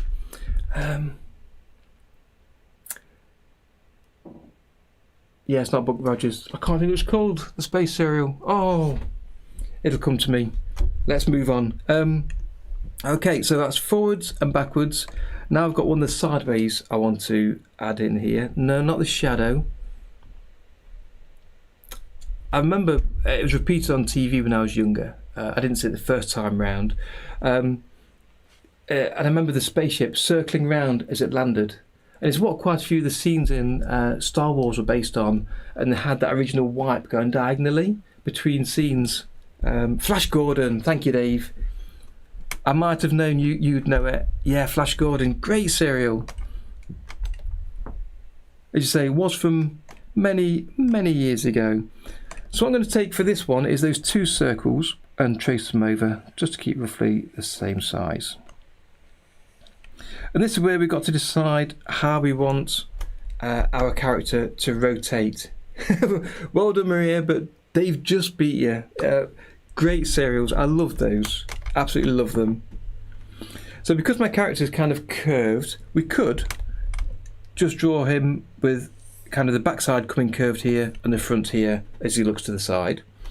But it might be nice to move the actual base sections of his head and body to the side a little bit, so he's kind of rotating around the central point of his body is kind of what I'm wondering for this. Ah, okay, yeah, I'm not surprised. Buster Crab, that's right. That was a long time ago. I remember seeing some of them. I was really young. The mud monsters, were they called? There was some sort of crazy monster alien that came out of the walls. That terrified me as a youngster, and I'm sure if you watched it today, the effects would look terrible. Let's try it there. But yeah, that was great.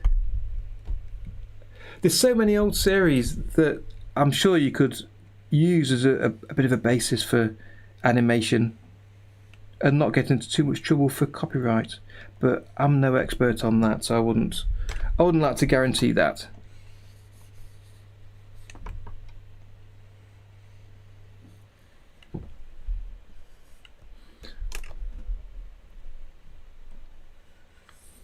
Okay, so let's move this to the right as well by that same kind of amount. So I'm thinking that because his back curves and he's facing to the right in this particular scene, so the back goes out to more of the left, and then the inside, comes inside here like that. So if I turn off the onion skin, so this drawing is facing to the right, number 2 was to the back. So if I move that down, and I could put this one in between the 2, so it goes from facing the front to the right to the back. Let's turn off the reference. So we can adjust where he's rotating in a second, but that's my initial thought. Am I the Green Hornet again? Or are you talking about the Green Hornet series? I didn't really watch that. I know of it. Yeah, same for me, Maria. In this country, Saturday mornings, they used to play it. Before the Saturday morning cartoons, that was on there, I believe that is when I saw it. Because when I was little, they were still repeating some black and white series, which obviously they wouldn't touch today, apart from on some sort of specialist TV channels. But yeah, I used to play Buster Crab. Yeah, used to play the Flash Gordon series, and they used to do Charlie Chaplin and other sort of black and white films and series on there. And then they go to the cheap 80s, late 70s, 80s cartoons. Yeah, so you could keep his head in the same place and have his back kind of stick out as he moves, or if he's moving about the central point of his body, I think the head would move across to the right and the back would, but we can adjust that, as I say, later. So that's the rough shape for him. So as we had, looking at frame number 1, looking at the position of everything, so the monster is facing directly to the right. So we can start off with his eyebrows and one of the eyes. So by using the onion skin, we can see exactly where he should go to. And trying to keep the size of his eyes with the position going, the bottom of the eye going to there. I'm thinking about him facing directly to the right, so we won't see his left eye because that's the other side of his body. So let's try and keep the eye the same sort of size here, including the pupil. Looking forward, he looks up a bit there. We'll see how that looks as that moves.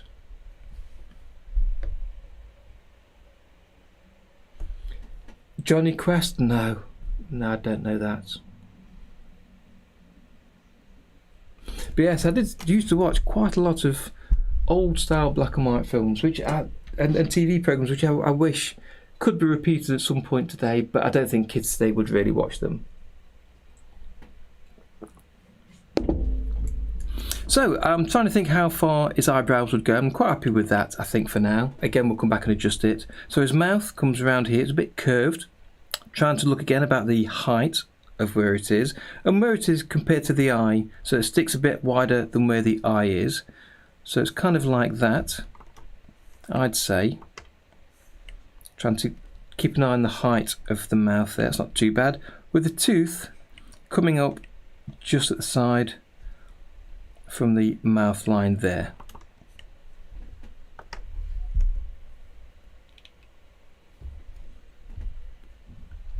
As I say, I've not got a nose on him. I think we need to add a nose in. Just to mention our friend Tony again, a lot of his monsters have this kind of big hooter hanging down. I really like the sort of the nose sticking straight forward, but I might come back to think how that would look. Let's just get the basics in place first. So it's facing to the front. I mentioned his arms are coming to the front. This is kind of just a sketch. We'll redraw over this later with the actual shape and his fur and that kind of thing. So the arm is about halfway down, we said, coming to a third up from the body. So it's coming in front of his body here. So it's going to there and that kind of a size. Like that. So let's have a think about the legs. So on frame 1, it's facing us. Its left leg is going to the side. And its front leg is coming towards us. Its right leg. So his left leg is going to the side. So I've turned that off. So his left leg is going away from us directly. So that's a straight down line. And the right leg nearest us, which comes out of the body here, we'll see, goes forward a little bit. Okay. So let's just find the positions of that. So that's where his right leg joins. So let's have it starting from there. And that actually comes forward a little bit. And we can almost follow his left leg, I think, here to where the knee is. And then coming down to that same height. And his left leg is joined at the same place on the far side. We need to think about that. But coming almost straight down to us because it moves away. So I will add a little bit of a curve in there. And actually he looks very, very offset here. I'm going to change that. He won't be able to balance like that at all. Hi there, Rakesh. It is very extended, and I may have gone too far with that.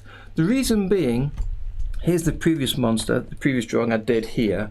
He's on a 3/4 view when he was walking, so you can't quite see his back fully. So as he turns around a bit more, you'll see more of his back. But today we're kind of almost redesigning him a little bit. So we're trying to nail down how he looks. So I am changing some of how he looks to try and give me a better model to work from, and just to demonstrate how you might kind of do a turnaround for your own drawings.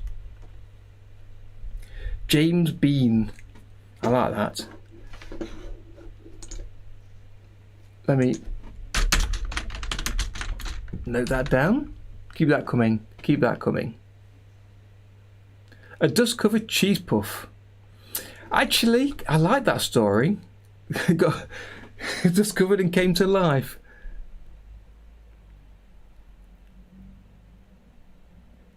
Cheese will do that. It's right. It's potent stuff.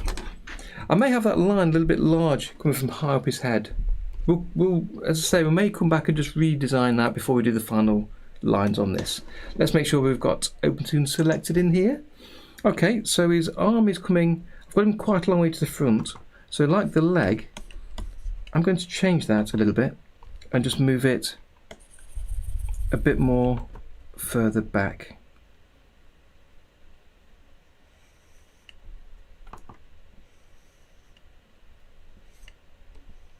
Let's try that.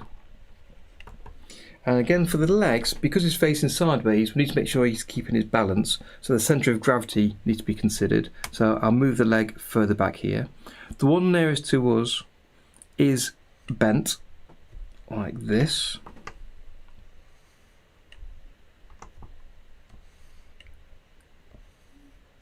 Very much like the left leg was.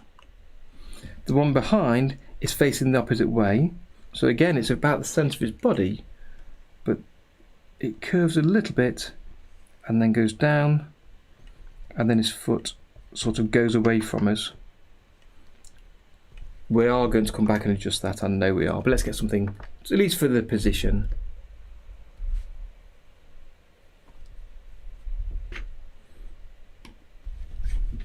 Yeah, Bean at the end, something Bean, so Sean Bean, John Bean, James Bean.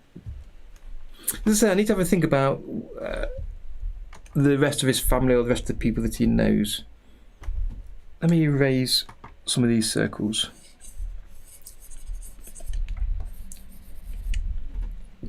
He's a bit of a cheese puff, isn't he? Okay, so let's see where the where his mane goes. Look, it comes on this drawing sort of towards the top. You can't see how far over his head it goes, but it sticks up above the head. So if I go to number 3 here, this is where we decide how high it comes, and I like it coming just past halfway, I think,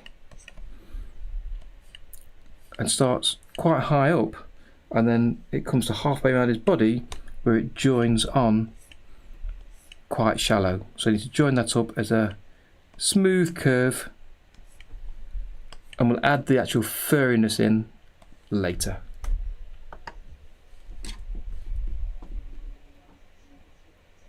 Yeah, it really does. It really does, Eric. Yeah, having the monsters being created from something, to me, is a much more appealing story than just going to a world where there are monsters. So the idea that all the things, you mentioned dust bunnies earlier, all the things that you lose under your sofa, if some of those things can turn into mini monsters, like the cheese puff monster, so perhaps we need a name based around the item they are created from, like a cheese puff. So Charlie Cheese Puff or something, I don't know. And then we'd have other things that are dropped behind the sofa that also turn into mini monsters. Mini monsters. Mini monsters. I quite like that. Put that down into the list of names from me.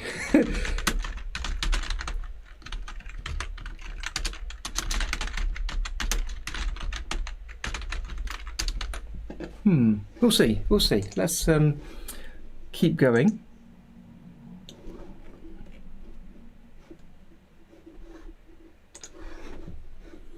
Okay, so that's him facing to the right. Again, I've not done his spots yet. I'm going to do those together in a second. And I also then want to go to drawing number 4. I'll press Alt-D to create the drawing ready. Let's turn on the onion skin to look at number 2.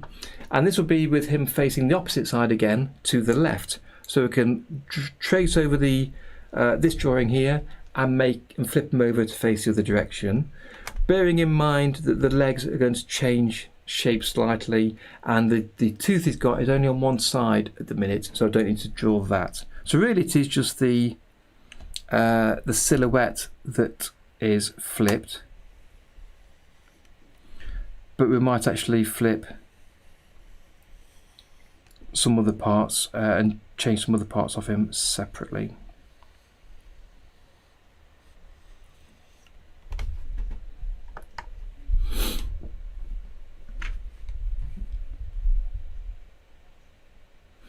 Yes, I wish I knew where that closet was, Maria, to find my missing socks. Jerry and Jazzy the Jelly Beans. They sound like twins to me. Jerry and Jazzy the Jelly Bean twins. Yeah, jelly beans are certainly something to go under the sofa. Let's change back to OpenToonz. Okay. Eyebrows again, nice and messy, and just pop an eyeball on there.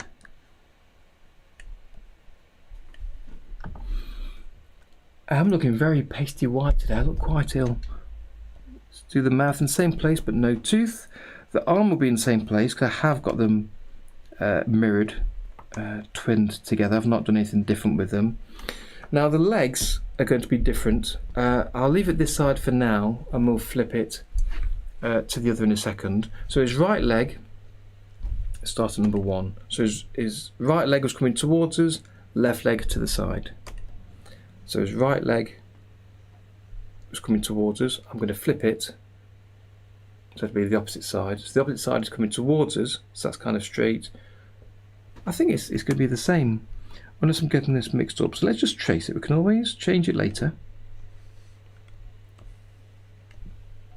And again, this is kind of the sketch drawing, even though it's coming out quite neat, but I haven't drawn the fur on this. So use the selection tool. I'll highlight it all, and then on the options toolbar, in the H for the horizontal, we'll change that size from 100% to negative 100%, and that flips him round.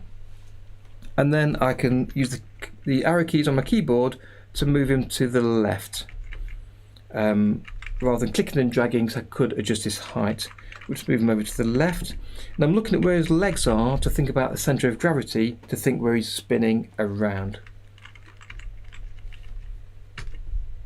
Yeah, I think it could be Tom. So rather than me thinking about this chap being a monster, which is where I started with when I was drawing him for the walk cycle, instead he can be a character that comes to life, an object that comes to life that isn't really a monster. It's just a monstrous object that's come to life. I like that. Yeah, you're right, Tom. Absolutely right. Ooh.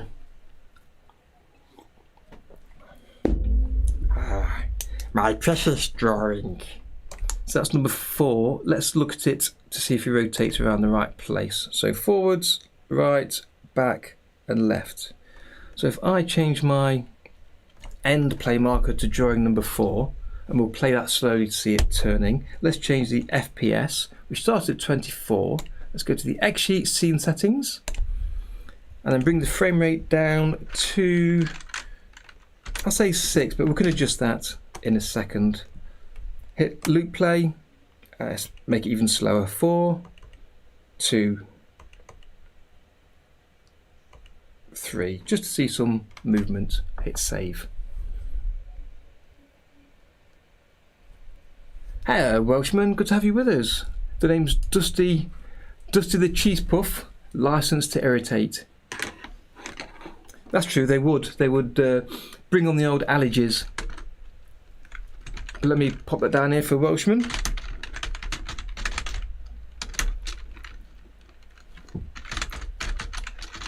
Dusty the Cheese Puff.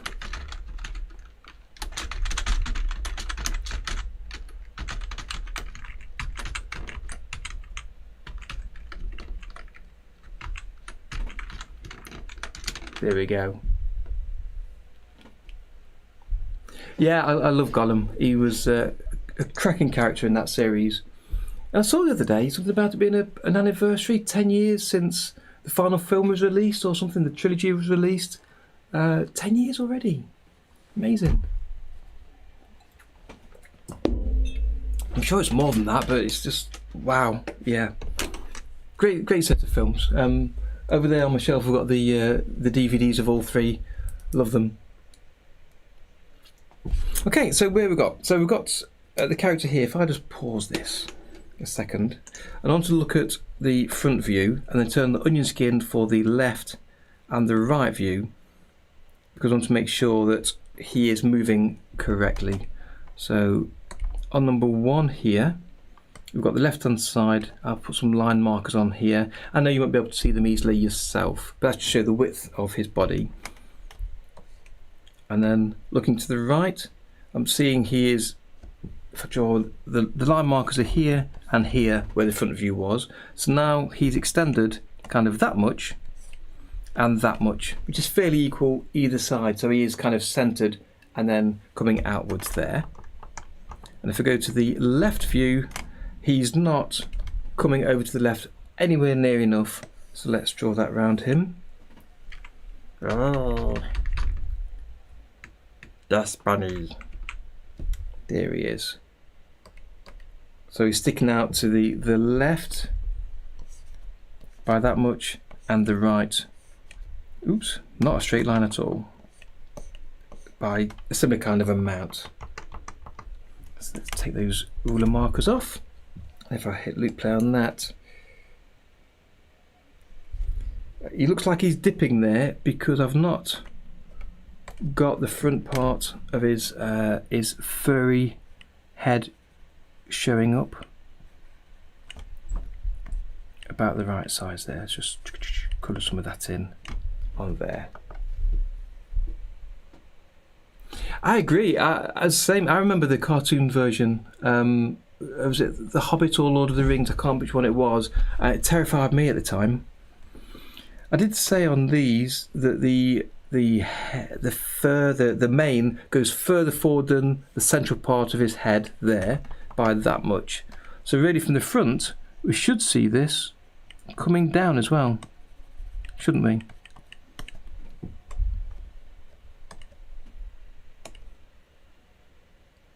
That's better because his head seems to dip down without that on top there. Yeah, I'd like to watch them again, Maria. I did see there's a video that was released on YouTube yesterday from a guy that makes video essays about things, and it's about Lord of the Rings. Let me take a quick look at that, bring that up while I'm thinking about it. Go to my subscriptions. I think it was yesterday I saw.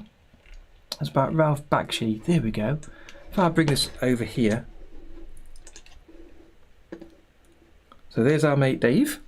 And it's just after him, Bakshi and the Ring from Folding Ideas. And it's an hour-long essay about the making of the Lord of the Rings cartoon, how it came together, and about the crazy Ralph Bakshi. Or at least some of the crazy animations he does and the style he works with, and all for trying to save money and do things efficiently. He's an interesting chap and an interesting series of animations and cartoons that he did, especially through the 80s. But yeah, I was going to take a look at that. I've started it, as you see. I need to continue with that at some point. It was like an interesting essay. I believe he is, yeah, Brooklyn chap. I've seen him, he's done a few talks at some expos and cartoon conventions, animation conventions about animation. I remember one of them where he's basically said that, as Dave said the other day in fact, that there's no better time than to create your own animations than there is today. That the tools are at your fingertips. I mean, this is what OpenToonz is, that you can just crank up a free program, start drawing, learn the craft, create animations and get them out there. So get to your garage and start working, as he says. I seem to remember, I thought he had a strong Brooklyn accent. He certainly had a strong accent, but I thought it was Brooklyn, I could be wrong. But yeah, interesting looking essay that was. Yes, I've seen those two. Rakesh, Grave of the Fireflies. Wasn't so keen on that. For me, it went a little bit slow. Great animation, as always, Studio Ghibli, but not my favourite.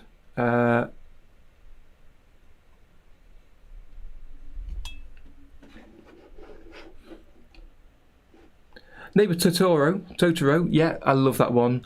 I remember him. Yeah, I'm scrolling back in the comments a little bit. I know what you mean, Maria. The Bakshi style, for Lord of the Rings especially, he rotoscoped, didn't he, the characters? So it's a peculiar feeling of looking lifelike but not being lifelike.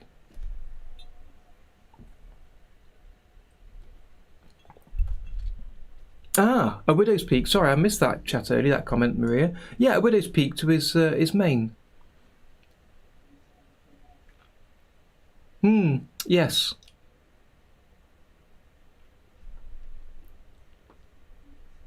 Yeah, I thought he was a New Yorker. I thought so.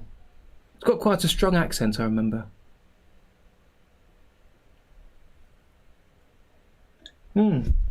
He did, I know he did Lord of the Rings in rotoscope, but then other animations, obviously, he didn't do. He did them in other ways, standard, traditional ways. But one thing I know he did from watching some of these behind the scenes videos is they liked reuse. They really loved reuse of pulling these things together of taking out an old bit of animation they'd used and then re-including it in a new version, not necessarily doing lip sync so they could reuse the same movements of just a talking character, that kind of thing. And I know he let his animators do a little bit of what they liked. Was Bakshi involved with that? Not the rip-off, I wouldn't call it, but the similar film that came out at a similar time to Who Framed Roger Rabbit. There was a terrible, terrible film mixing real life people and cartoons, and partway through you'd have characters running across the bottom of the screen that had nothing to do with the actual film. It was really off-putting and really, really a bad film, all in all.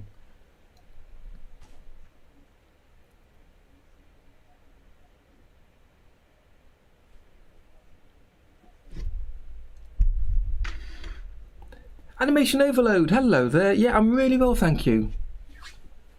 Cool World, that was it, Full Chain. Cool World, terrible film. If you've not seen it, have a little watch if you can. See how far through you can get. It's not... the animation, it's really peculiar how bad the animation didn't fit in with the story. Both the parts that were made for the story and the other parts where he said, just go and do something funny. And you had characters running on, hitting another character and running off. It was terrible. Yeah, Cool World. Yeah, so we were looking at that, Maria, wasn't we? The front view, we said, given the old widow's peak. So let's erase the corners. I like that idea. Having a bit of a widow's peak myself.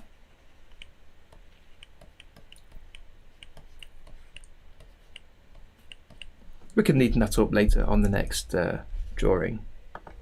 Oh, does it? Okay. Yeah, I thought it was Bakshi involved in Cool World.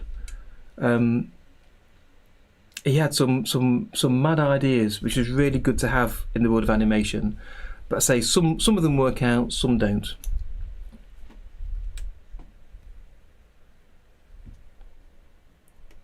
But I really, really like his attitude on life and about getting into animation of just do it, just do it.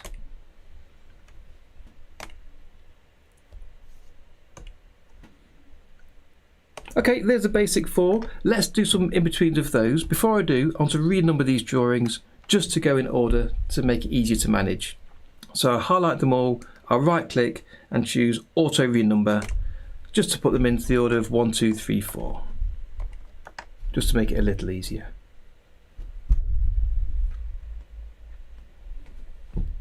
Yeah, I don't know if it was directly trying to be like Who Framed Roger Rabbit Amar, or if it was just riding the coattails of where he thought, if people are enjoying real life and animated film together, I'll make one. I can do that. I'm not sure what the story was behind that, but I do remember it just not being very good. Even the main story was just peculiar because it was animated, but like a lot of his things, it was made for grown-ups. So it was a strange mix. Right, before I do the in-betweens, I think I'm going to take another quick break, have a bit of a rest just for 5 minutes, stretch my legs, fill up my tea. So do keep chatting, and I'll be back here in 5 minutes. Hello and welcome back. I've just seen your message, Amar, about making you a copy of the character in Blender. Here he is. I love him. Yeah. You've done that quicker than I have today, but I've been messing about with chatting and doing different things. Thank you for that. I'll keep an eye on that. Thank you. Right, so where are we? So we're going to look at doing a 3/4 view. So again, let's insert to create a blank drawing. So I'll highlight drawings 2, 3 and 4, drag them down and then go in between them. And then if we turn on the onion skin just to see the position of them, and I'll use the pencil brush tool again, and if I draw a circle to trace over the size of the head,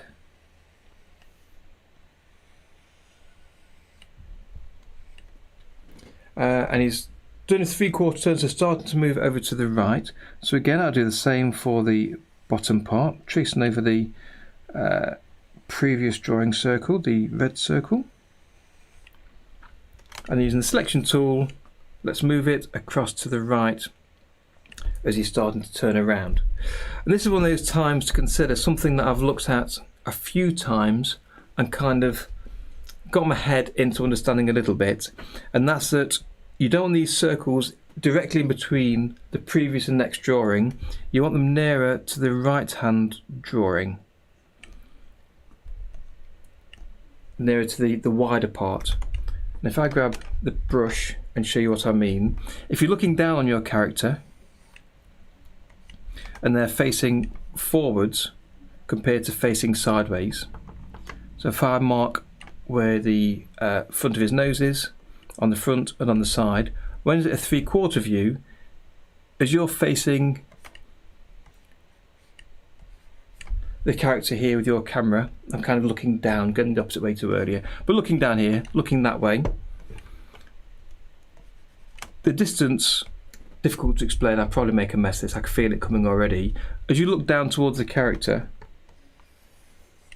resize that, bring it down here so you can see better.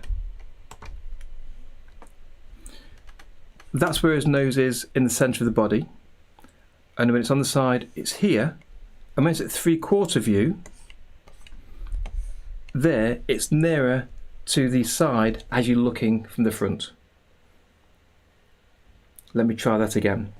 So if you're looking at the front of his face, it's in the centre. Where he looks to the side, it's here at the edge, and when it's at 3/4 view it's not directly in between. Because of the rotation, it's nearer the outside view. Hopefully that makes some sense to some of you. If it doesn't, don't worry about it. It's just something that I came across once that tends to make these work a little bit better on the turnarounds by not keeping things in the centre. Otherwise it appears that the character turns slower at the front and then sort of speeds up round the edge. If you do the position where the 3/4 is nearer to the edge, it goes at a more steady pace as he rotates. Yeah, please do, Amar, please do. That'd be really good. Yeah, that'd be really good to see. Okay, so here I've drawn the two circles where they move to. Let's turn off the onion skins. So it'll go from here to here to here. 1, 2, 3. 1, 2, 3. So on number 2 now, again, I'll draw the joining lines.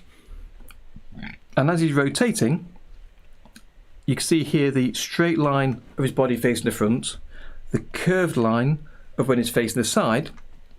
So at 3/4 view, it wants to be in between, but again, nearer to the far outside line. So kind of there-ish. So as I draw the curve, I need to consider to be near the green line as it goes down. Likewise, as I draw the curve on the front, wants to be nearer the green line here. So if I zoom in a bit, instead of being here, going to there, I'll draw it kind of here, nearer to the green. And it's only a small difference, but it's a difference to try and aim for, I think.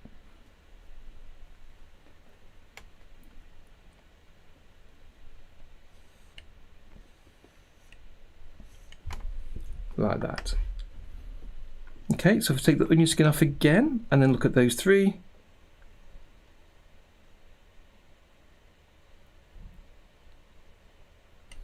Okay. So again, let's start to add some features.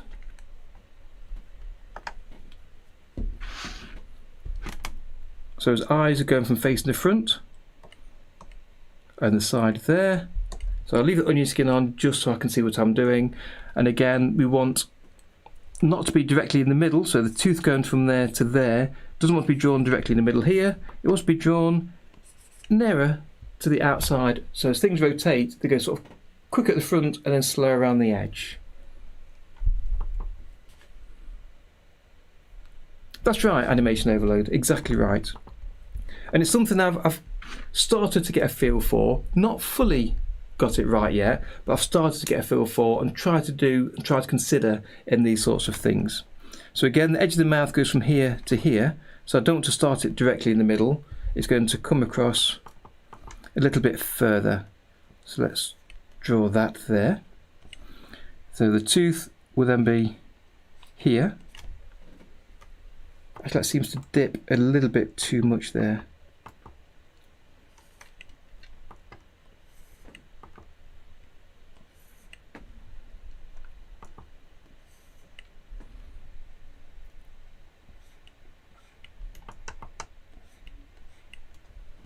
No, I'm not getting that right.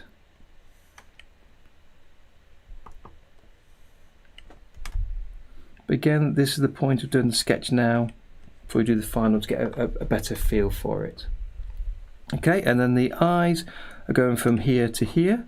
So again, I've kind of made the eyebrows straight on there, so I need to sort of curve them a little bit.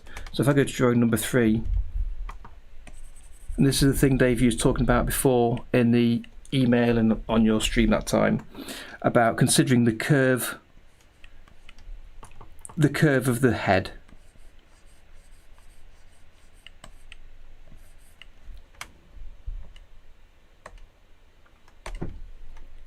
So the eye is going to be on a 3/4 view, which is quite similar to the reference view I had here, but I didn't quite get it 3/4. I had it like a third over rather than the 3/4.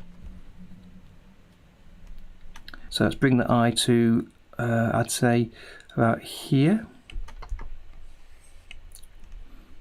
The other one just round the side there.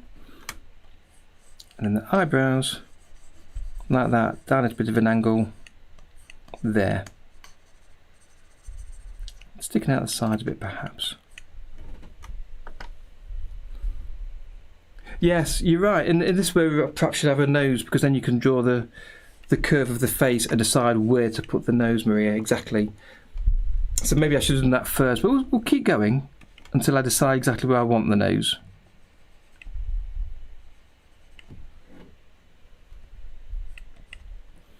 Because the mane comes here. Thinking about the widow's peak, as you say.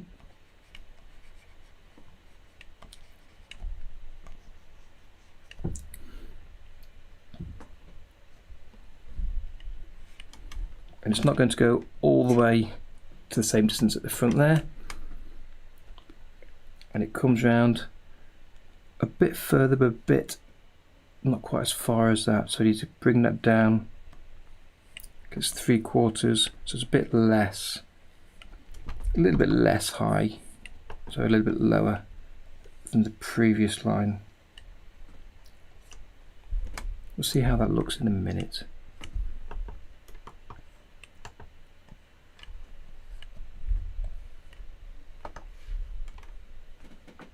Okay, so that's his mouth. Then consider his arms. So I'll turn off the onion skin. Let's flip through some of these, just to start to see how they look.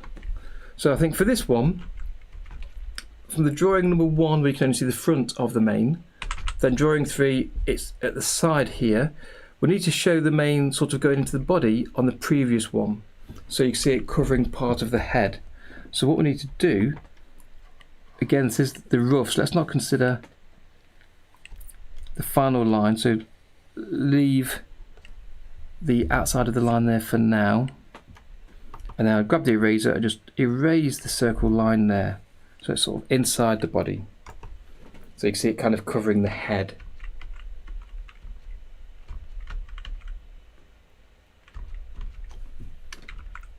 So let's also do some lines to try and show it looking a bit furry-ish for now, just until we get to the final version later, which will do this neatly. But I think that's likely to be next week now, or at the next stream, which, as I said earlier, you may have missed. I won't be having a stream next Sunday as I'm away, so it'll be either the week after or even 2 weeks later. So keep an eye on the Discord and on Twitter, Facebook, wherever you find out about my videos, and I'll let you know in advance when I'm streaming next. Okay. So go back to number 2, let's add his arms. And again, he's moving around, so think about where the body would be. So at 3/4 view, it's kind of here maybe.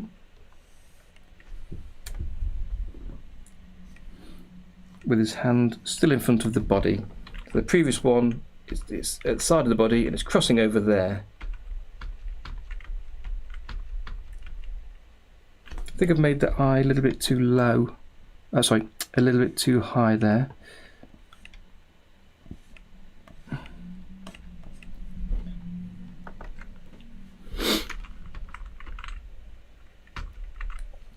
And then considering the legs, so from the side, that's how they look, number 3, they're coming down here. So I can see them in the onion skin. Number 1, they're at the front, so somewhere in between.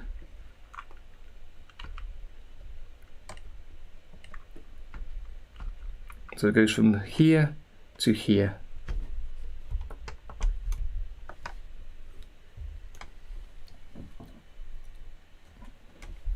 So again, I'm happy to go, I think, in between because it's going from the side of the body nearly towards the centre. So I don't consider the circular motion of the body. Let's do the foot of in between them, starting to bend here.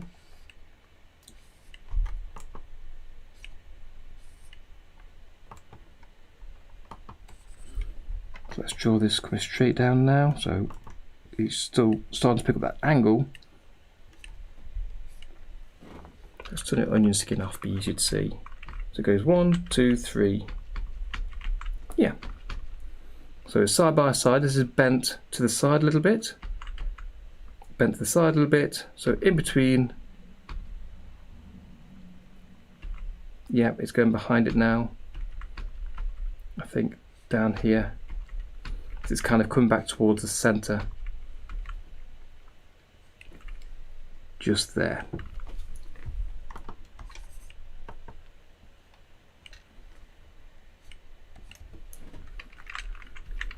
So it goes behind and then behind.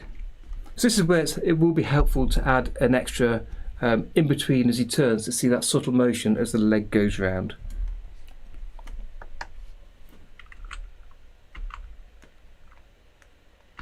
So let's get rid of these circles again just to make it easier to see the turn.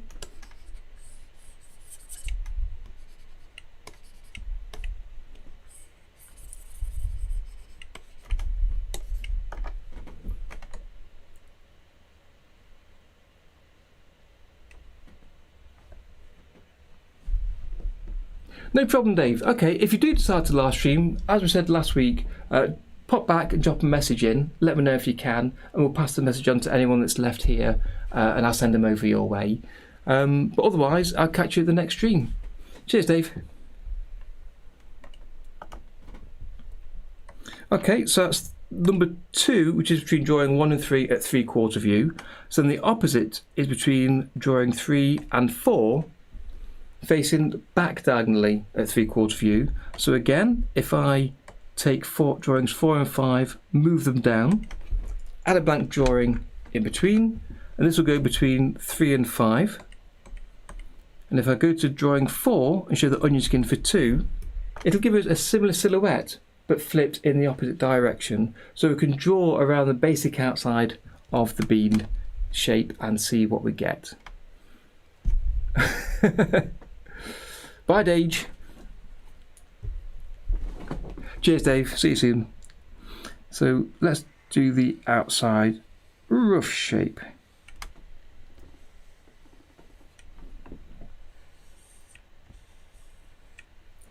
And the mohawk, the mane, whatever you call it, is flipped to the opposite side, so you won't see it in front of the body. So we can keep drawing the bean line, the body line where it needs to be, and the mohawk will be on the opposite side, but still the same size. So again, we can add a few lines just to note that it's furry for now in this sketch. It gives us an idea of what we're looking at.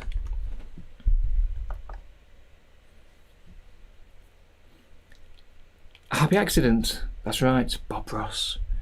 The lovely whispering Bob Ross. Always talking quietly, but then he flaps his brush on the side of the wood going just to wake you up now and again. So we've got 3/4 view of the eyes going the opposite way. So in drawing number 5, they're exactly halfway. Oh, sorry, let's get it right. Drawing number 5, they're exactly to the back. Drawing 3, they're halfway. So in between, there need to be 3/4 on the other side. And 3/4 on this side, you can see them both. So really, you shouldn't be able to see any of them. But I'm thinking we might want to see a little bit of the left eye. Or the left eyebrow, I should say.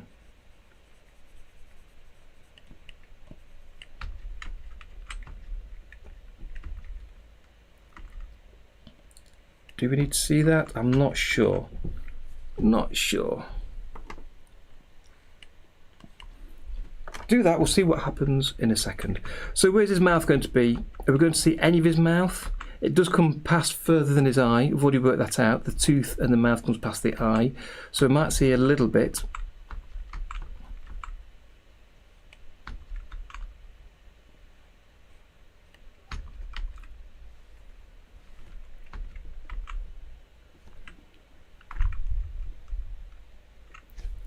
Yeah, I can't quite do it without breaking the pen.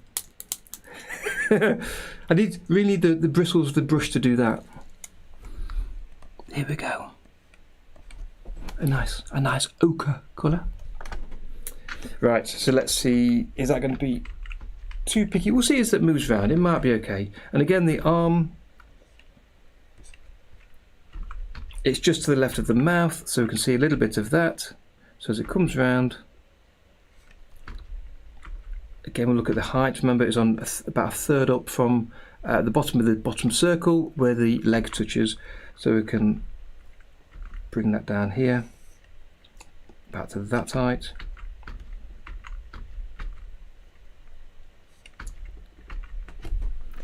And he's moving around, the arm kind of would go in front a little bit. So really it would be a bit steeper, perhaps to here. Right against the side of the body, which isn't ideal, but we'll see how that looks. We might play with that later again.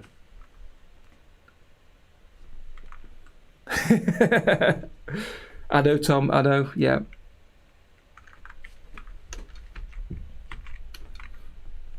Yes, good point.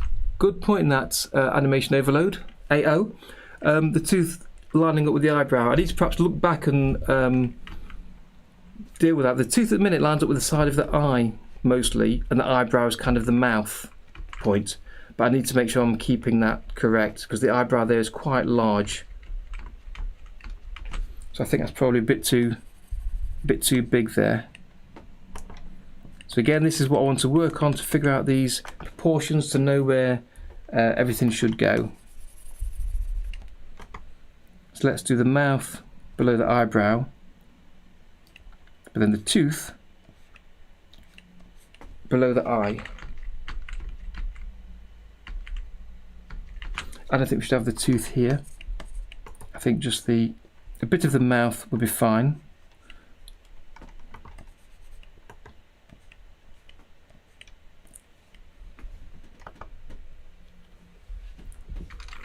Okay, so you won't see the right arm yet either. We need to bring the mane, I think the mane needs to come much further round. That doesn't move at all. I think we need to bring it in because at the next pose it's right here in the centre of his body. So I think it needs to be brought in a bit. So I'm going to erase what's around here, leave the body there. I think that's got to come up.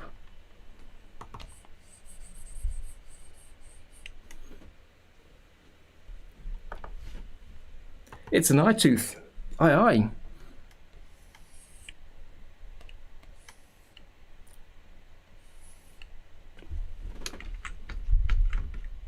That kind of thing. And then we need to adjust this.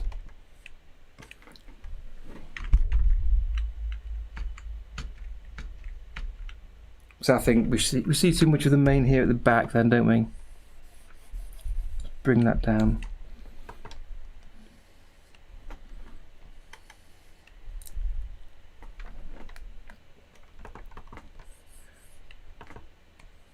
And this is good for me. I'm liking this because it's showing me, giving me a bit better feel of the 3D movement of the character, of where he looks and where things are.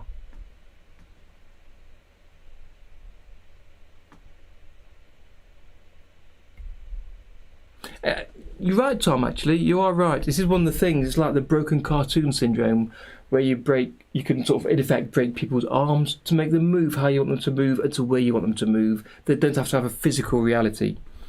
Yeah, that's something to certainly keep in mind. I want it to feel physically right, but it doesn't need to be exactly right. But it just makes it feel more like the mane is coming from the background, from behind his body.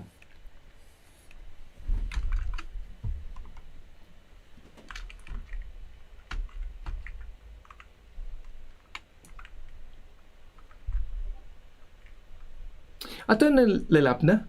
I don't know that character, but I know the sort of thing you mean. I really know the sort of thing you mean. Yeah.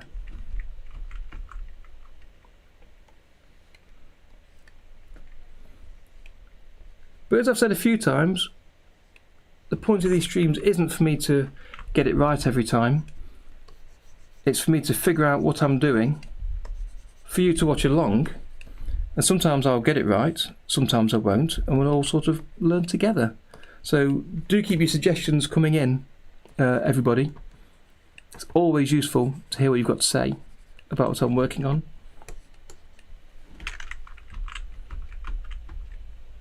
Okay, that's feeling more like it's correct. The 3/4 with the hair coming at the 3/4 position, sort of round his body.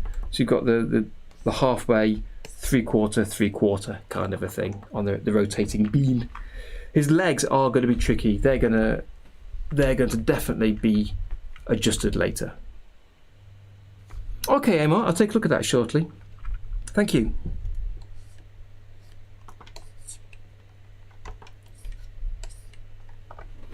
Okay, so he's on sideways and then 3/4. So his right leg is going forward there. Yeah, it's forward. It's sideways, and then it goes less forward. Then it comes to the back here. We get rid of that line I was demonstrating something earlier. So it looks like it's straight there.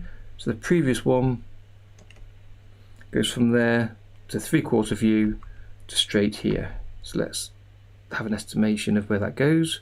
So yeah, so about here, less sticking forward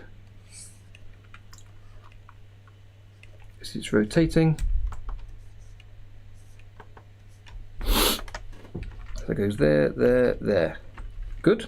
So the far leg goes from straight down to something to the side. It's got to be in between those, and it's sticking sideways, so I need to have it kind of like that, and then straight down to here. Yeah, I think that'll do nicely. I think that'll do nicely. Okay, let's turn that onion skin off. I've hit save. Yeah, of course, Amar, yeah. So then it's going to be an in between 5 and 6 and 6 and 1. So let me copy 1 to the end, so I'll need that to see the cycle. I will shift drawing 6 down and put a blank one in ready to draw after 5. Then I'll shift the new number 1 down and put a blank in ready for number 8 before 1. And if I move my playhead to drawing 8, which is currently blank, and then hit loop play, zoom out a little bit, increase the speed. There'll be a little flash where I've missed 2 drawings so far, but just to start to see where the other drawings are going.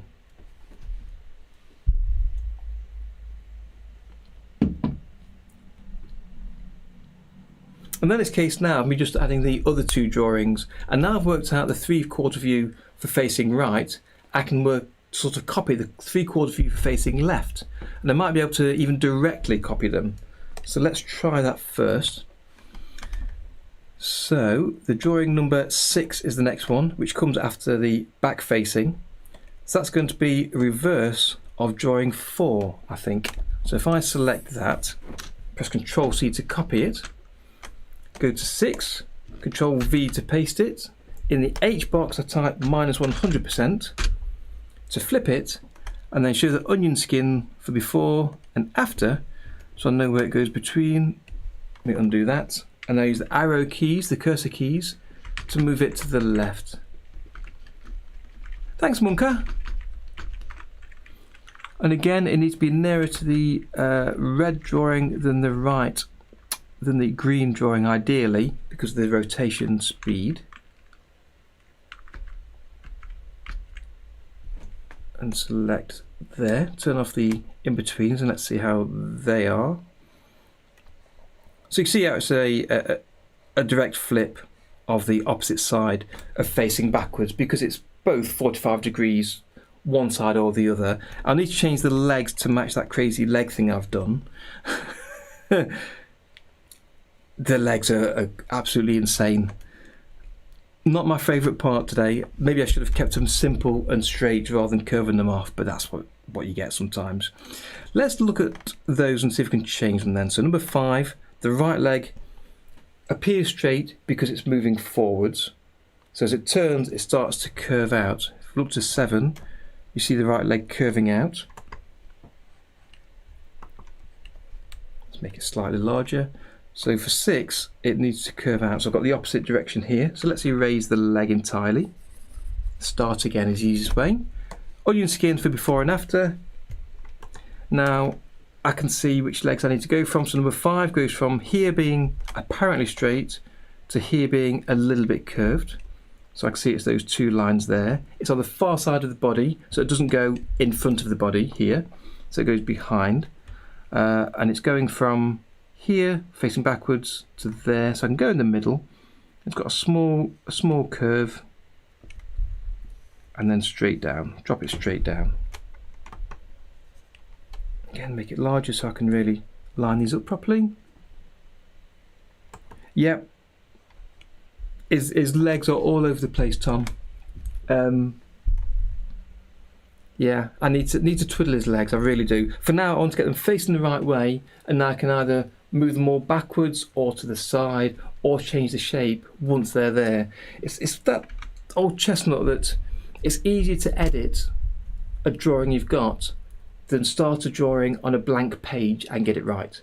So getting anything on paper, for me, is always easier to then edit later to get right, because once it's drawn, you can see what's wrong before you draw.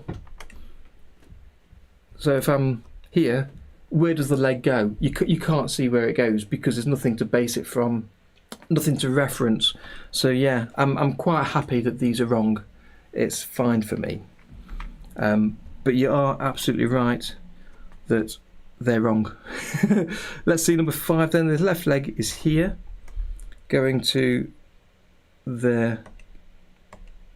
Yeah, as it's coming backwards. So this needs to be in between both those 2 legs.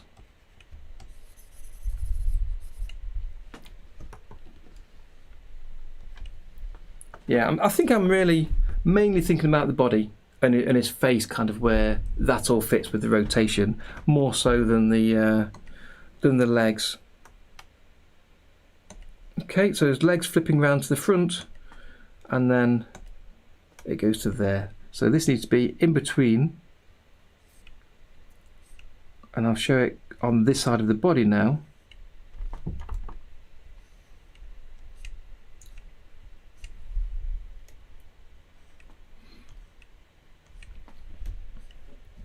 Tell you what I will do as well, Monka, I'm glad you commented and reminded me. I wanted to share your video where you showed your turnaround. I think it'd be interesting for people to see different ways of doing these things. So let me just bring it up. So I've got a copy to remind me. I've got quite a few things on here.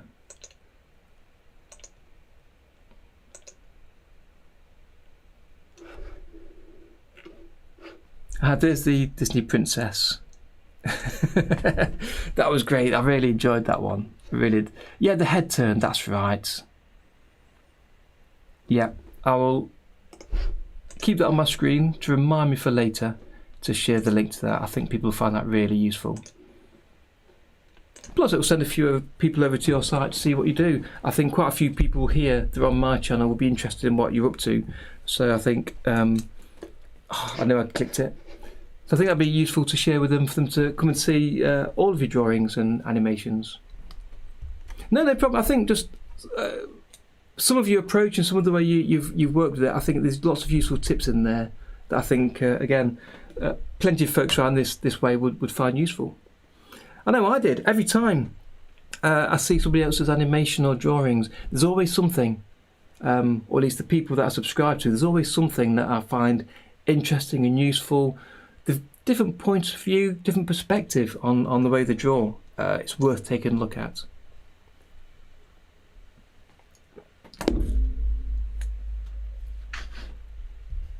Let's go back to the large drawing view again. Start adjusting some of my layout. Okay. We only need 8 drawings, so that can be reduced like I said earlier. Bring that down. There we go. Okay. So 5, 6, 7. Yep, that's fine for now. And then 8 is the final drawing between 7 and 1, which is a 3/4 view facing forwards, which is the inverse of drawing 2. So again, let's just try copy paste and see how that looks.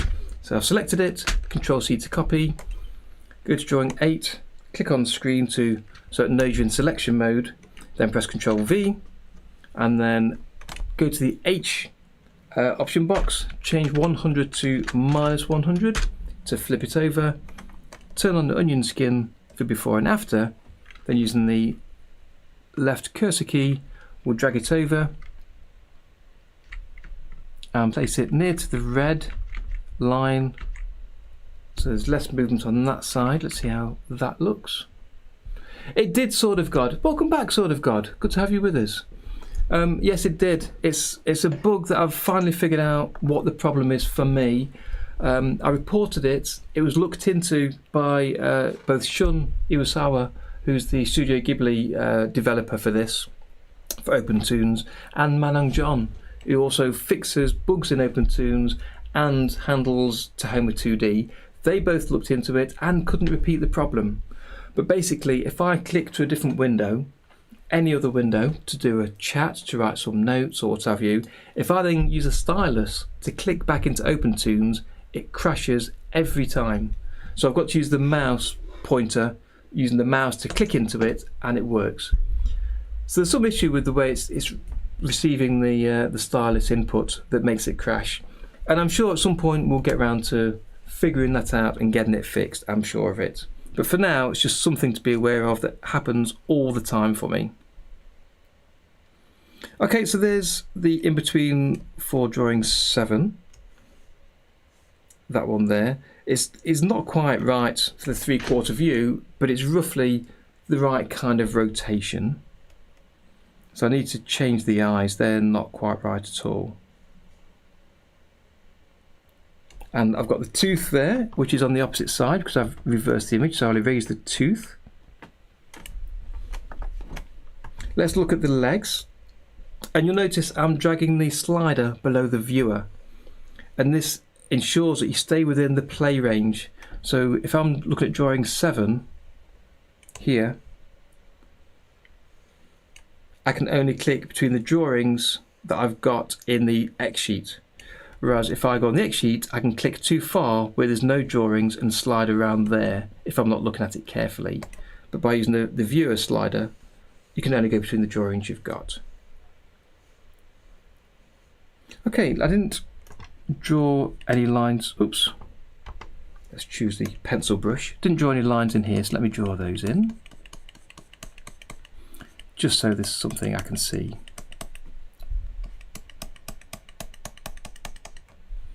That's fine. As I say, it's only the sketch layer. We'll redraw it neat next time. Let's have a lovely cup of tea. Cheers while I'm reading the comments.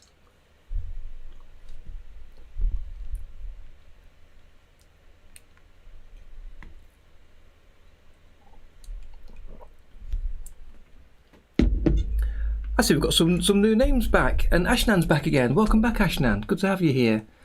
And now we've got some letters, numbers name. So GTS TV 954, nice and snappy name. We're talking about teeth. Well, initially, the idea is to show a single tooth at the left-hand side of his mouth, coming out of his mouth. And that'll help show which side of his face we're looking at. The design of the character is up for grabs. I'm going to change this for sure at some point. But for now, I'm just trying to get a feel for how it might look and to get a bit of a turnaround going to see how it's going. Spider-Man. I can't wait for the next Spider-Man film. It's sounding really interesting from some of the things being leaked out. Yeah, absolutely can't wait for it.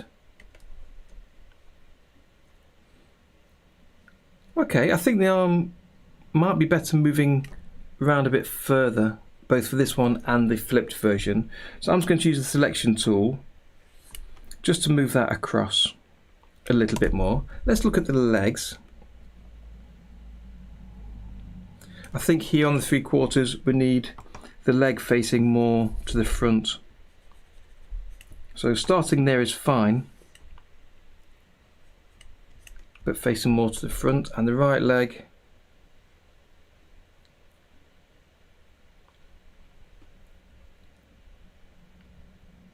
that's not too bad. I think for now, because of the leg mess, we'll leave that exactly where he is.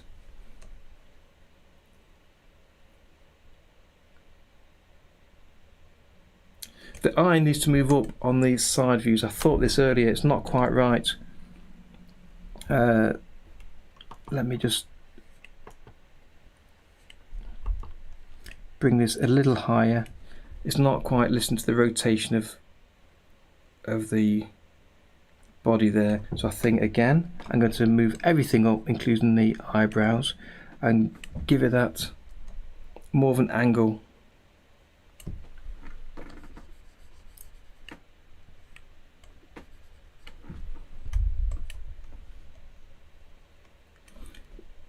Right, and on the opposite side, same again.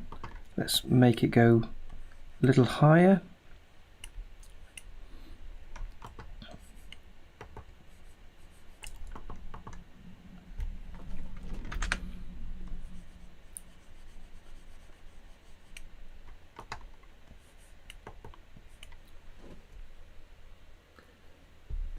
I'm not planning to do a squash and stretch. Onto a very basic turn.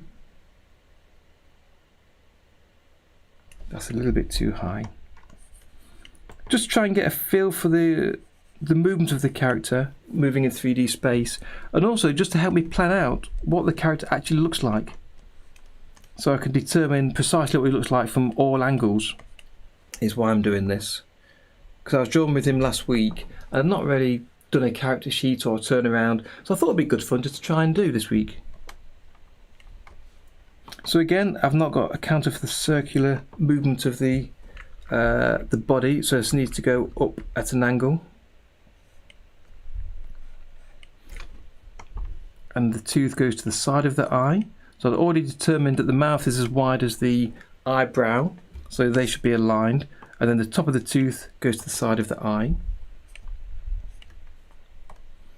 And this is only the sketch, so the idea is to mess about as much as I need to get this right.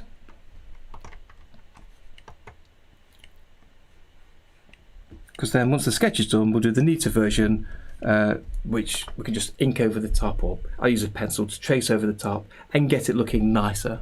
So let's have a play, move it around a little bit and see where we get it to. Yes, like a model sheet, exactly.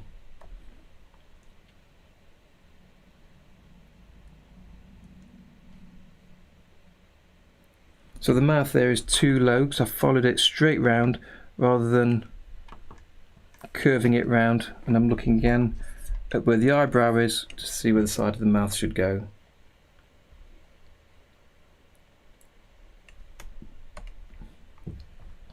And the mouth isn't quite right, needs to curve round more. That's right there, looking where the eye is. So we also see the tooth on the opposite side a bit more.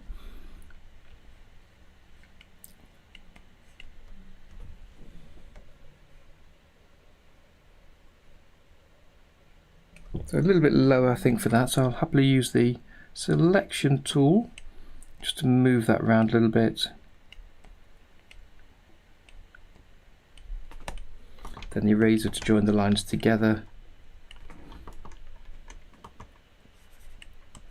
So know where the start and end is, so let's just curve a line around there. See how that looks. Okay.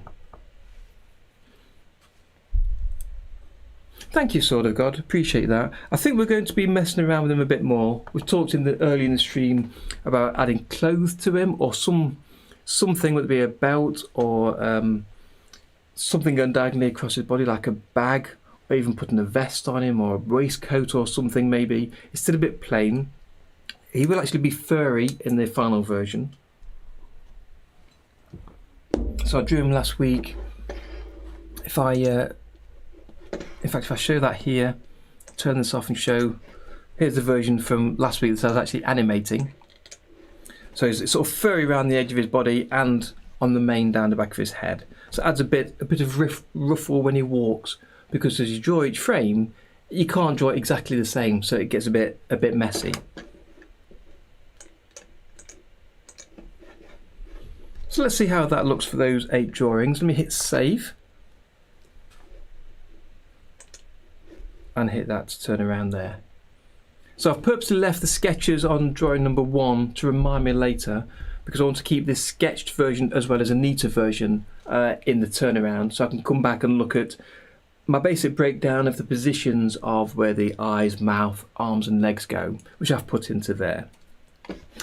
So while that's spinning around, let me nip over and look at the Discord server. It's not too bad. Let me go a bit quicker, so to 8 frames a second. And if I zoom out, little trick is to zoom out so you see him a bit smaller. It's a bit like stepping back from your painting if you're painting something physically. So you get a better picture of what he looks like. And as Tom said, the way his legs are is not balanced. I need to adjust his legs. But it'll be easier to do so now I've got the basics moving. I'm trying to think about the 3D space, something I spoke about with Dave early this week about my drawings, and it's something I think we all do. So if I pause this a second and go back to like a front view, in fact go to it doesn't really matter, it's zoom in and go to the side. If you've got a character, the face is like that. If you've got the eyes on the front here, when you move to the side, you can't just physically move them to the side as it rotates. You need to sort of shrink them up to one side of the body as it curves round and sort of rotate it round the head a little bit, so that when you then do the nose and mouth, they're facing more, they are facing 3/4 to the side, not just the face shifted across. So you make the far eye smaller, and if you actually draw lines around your sphere, you see the eyes getting larger at the front than they will be round at the side. So it's kind of getting that 3-dimensionality that I really struggle with doing, and this again is one of the reasons for doing this today. It's to decide on the character, to work out how he looks, to work out his clothing, the positions of parts of his body, that kind of thing, but also to get practice in drawing in this 3D way. So Amar shared something in the Discord, so I just wanted to take a look at that.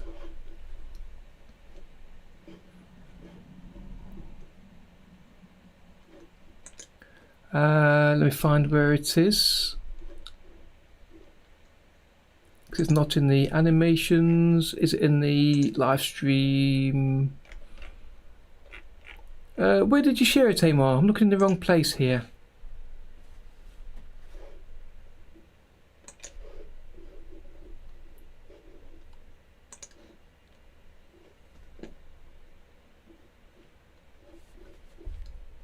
Was it in art?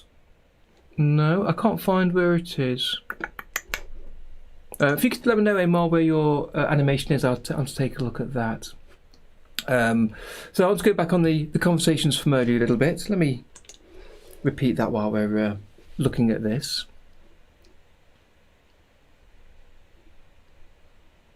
Oh, to the Blender section. I've just seen that. Thank you, Emma. I'll take a look in there in a second. Yeah, it's really useful. Thank you for sharing that.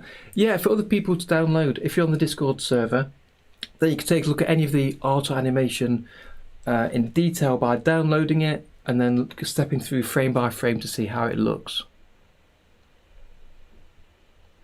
I may well later do some squash and stretch and have the hair move letters and numbers. It might be worth doing so, but for now, as I say, a fairly tight model is what I'm after. Yeah, that's the idea, sort of, God. A simple character design. As you can see from drawing number 1, as it flashes past, it's just 2 circles of the same size and then curved sideways. And the idea is that once I've drawn them a few times, I won't need to trace or refer back to this character sheet or turn around. I'll be able to just draw him because I'll know where the position of the character is and how to draw him. Joe Henning, welcome. Sorry I missed you join us. Thank you. Appreciate that. Yes, it's a cocktail sausage with legs, Tom. It's been called all sorts of things today. I saw a question earlier I didn't actually answer. I was going to throw an answer in. Mikhail, welcome to the stream. Good to have you with us. If you want to output 20 plus episodes a year, we'll need to cut out unnecessary movements. I think 20 plus episodes a year is a big call. So I guess your episodes will either be quite short or you'll have really limited animation in there. But yes, absolutely, you'd have to cut out unnecessary movements or repeat movements. So have like a library of movements you can call on and keep placing them in, like having your characters at 3/4 view all the time. And you may have a walk cycle that you'll reuse, or a run cycle, or once you've drawn him, lifting up his arm and then stopping. You can then reuse that later. So only draw everything once, reuse it as much as possible. So have limited movement, and perhaps do a lot of speech, a lot of talking, which is what Anime does to save time. So there's less movement. You just draw the mouth moving with some basic lip sync. But 20 episodes a year is quite a lot. But I'd be interested in seeing what you do with that. So please do share with us when you do put that together.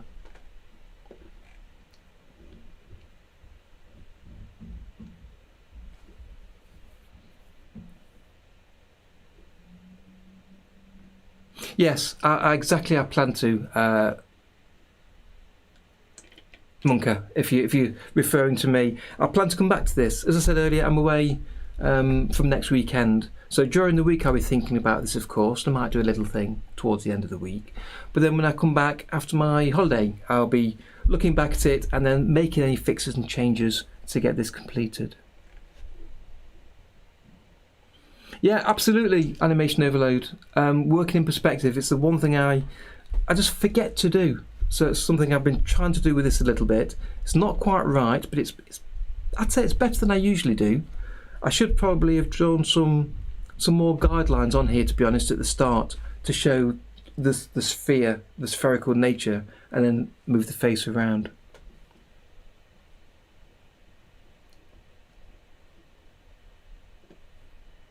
Oh, a little pot belly. I quite like that, Tom. Yeah, I like that idea. Let's just quickly throw that on. I want to do the spots on his body was the next thing I wanted to do. So I'm leaving the circles here on frame 1 as kind of an initial look at the style of how he looks. So just continue that circle a little bit up there. Let's use the arrow keys to move. Sort of a little crease in here where the overlap of his tummy is. It's gone now, and then the other side again. A little overlap.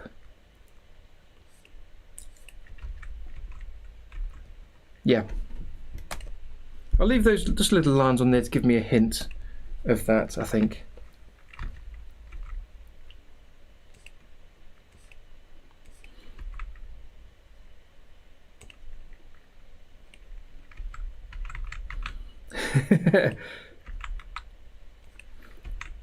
We'll come back to that, but that's yeah, I like that idea. Let me bring up the original image I had. So I had drawn 3 spots over on the left hand side. So again, let's work out where they're going to be. Yeah, thank you for that suggestion. Very nice, because here is looking quite plain. Let me bring up the colour again, bring up the opacity. It's looking quite plain, even though it's got the fur and the colour and what have you. So having another little affectation of like the pot belly adds to it. I like that. Okay, these spots then. So the 3 I've got are going from sort of the side of his mouth area, so maybe halfway between his eyes and mouth. So if I go to drawing 1,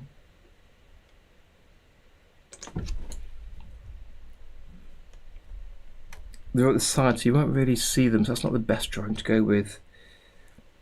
Let's start from the side then, the side view.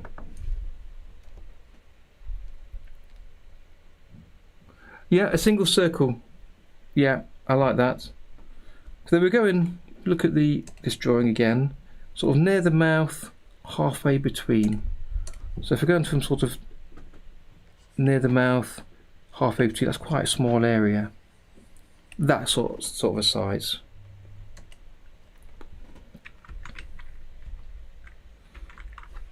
Let me move my keyboard round to the other side here. Might make it easier to flip between frames. Yeah, reference lines is something I've sort of missed out on today. I think I ought to really have done more of to note the positions of things. So here, as it moves around the circle, it's going that kind of a location. So look before, so it goes back here.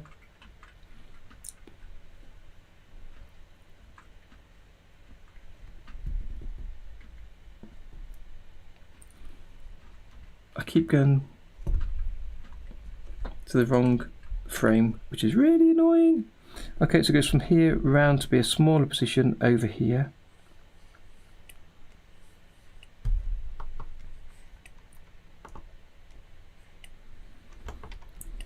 So let's get that in there. So let's see. So moving 3/4 or a quarter at a time is quite a long way to move. So I think if I'd got some more guides in between, it might have made it easier as well to do the 16 drawings, do the in-between drawings. But let's see how we go anyway. Yep, so that's moving up and round for that one there. And it's going to the bottom of the eye. So that's lined up there and there, really.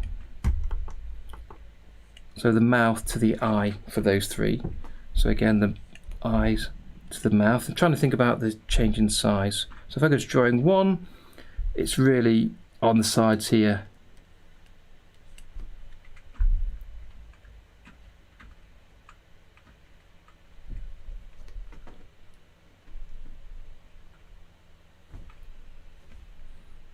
And then 3/4 view there. Yes. I think it would, Amar. I think it would have. So we go from the front to 3/4, so it's around here. And again, I can see the eye here, look. And I can see the mouth there.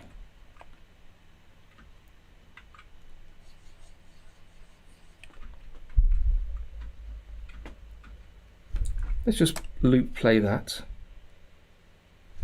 So it's dragging a little bit, as I can see there, that needs to come round further.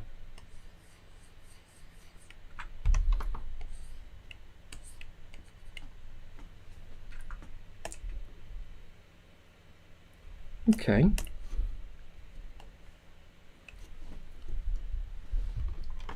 So I had before all ovals on there. So I've got one here. Undo that. Get the brush. One touching the bottom here, sort of the middle. I'll have one near the front and a bigger one here. So one at the bottom, one there, and a bigger one here. So one bottom middle, one at the front, and a bigger one here. And you can't see anything there. So it is only those 3 drawings, really you can see them. But for a bit of rotation, I think I'll add the front one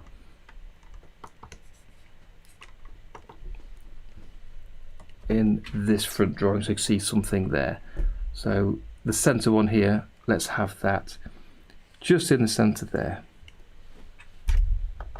Let's zoom out a little bit and then hit loop plane to see if they look close. Quite small, I think they're quite small. I think I want to do them larger to make them more noticeable.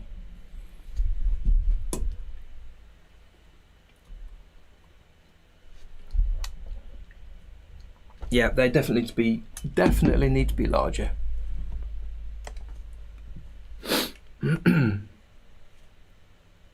That's not much at all. Let me look at this, how I did it. Yeah, because I've got the mouth lower and the eyes a little bit higher, I think, in the previous one. Because it's supposed to be sort of on the side of his body rather than on his face. So let's try again with these. So let's think about where they could be. So perhaps if I think about the circles of the head and have the spots touching the bottom of that circle might be better.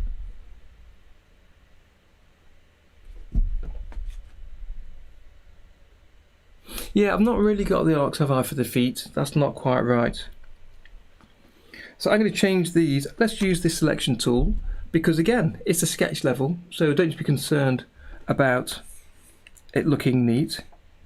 Just drag them to be larger. So it's touching the bottom circle and follows the eye line, I think. Might be nice for that. Just to get a position for them. So again, it's kind of leaning backwards, flat on, then leaning forwards. And the leaning forwards is next to the tooth.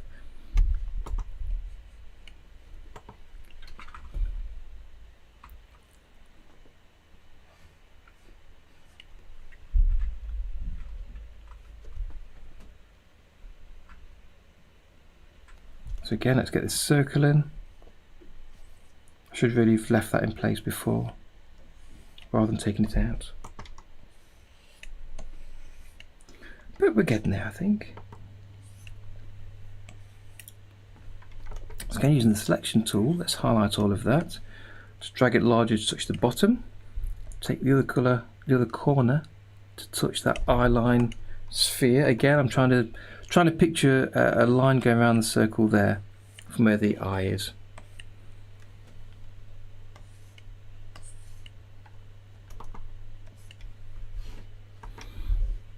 So on the previous drawing, I've got it straight up, leaning back, straight up, leaning forward. So leaning back, straight, and then leaning forward. So let's start erasing some so I can see exactly where I'm going. That's the same as the tooth, and then leaning forward, but a larger one.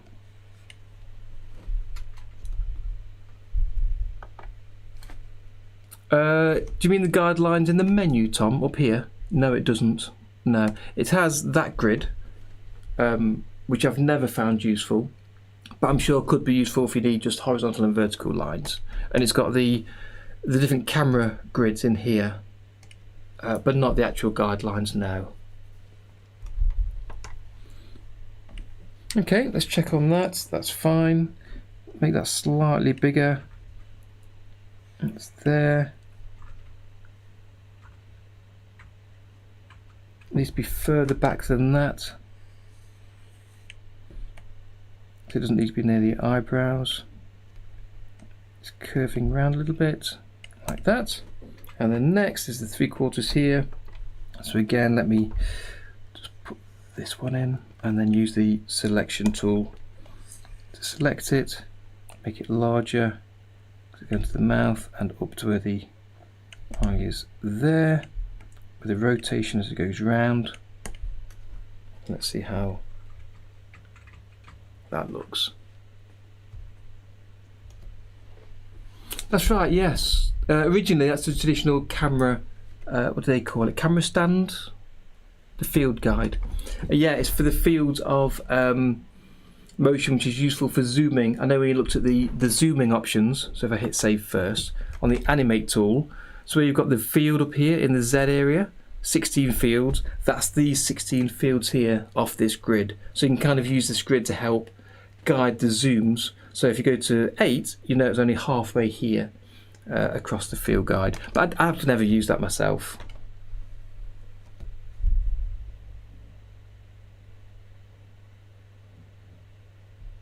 Yeah, Graticule, exactly.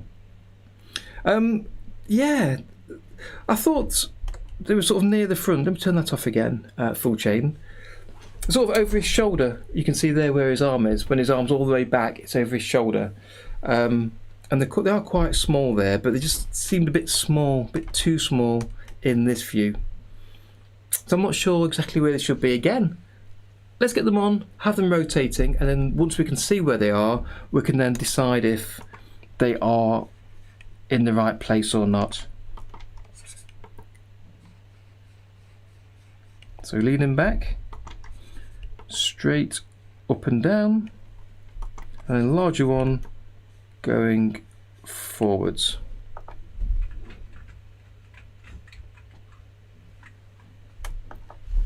Okay, let's hit loop play and see where they are again. Let's zoom out to make it really quite small. I like his fat tummy there, Tom. That was a good suggestion.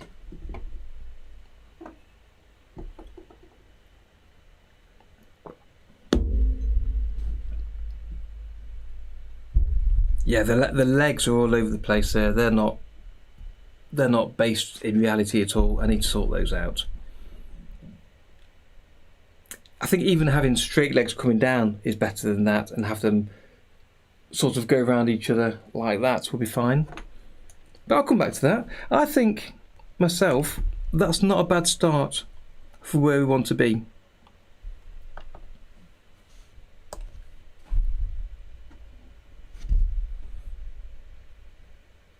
Spilled formula.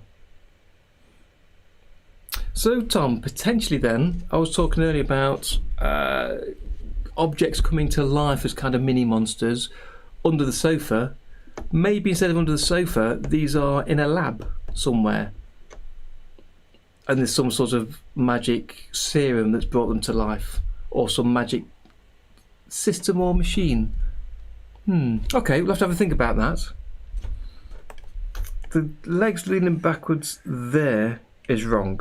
That's just wrong. Can I fix those up today before we end the stream?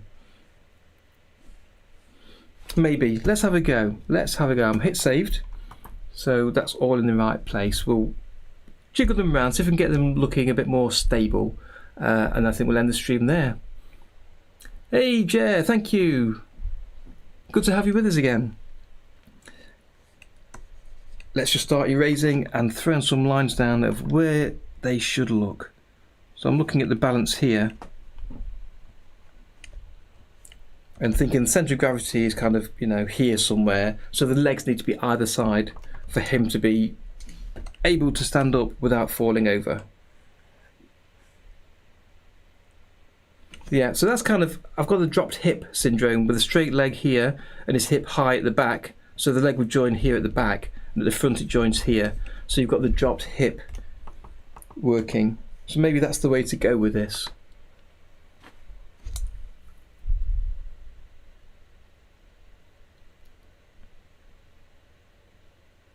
So kind of like Toy Story, Maria, is kind of what you're thinking there.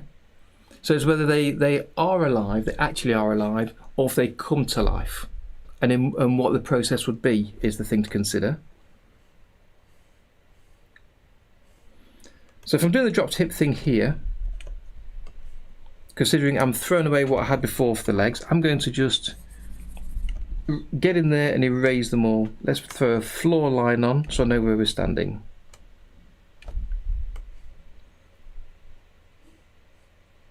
So it needs to come wider.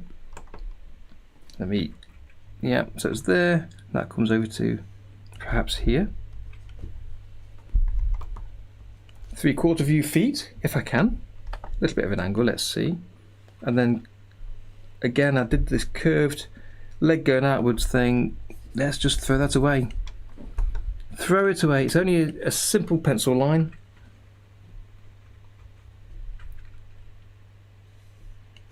So it doesn't need to be saved for posterity, because we're going to draw over this later anyway. Yeah, possibly. I need to, I think, put a few thoughts together for potential stories for this to then bring it back to where they came from. But I'm liking the ideas that are coming out today.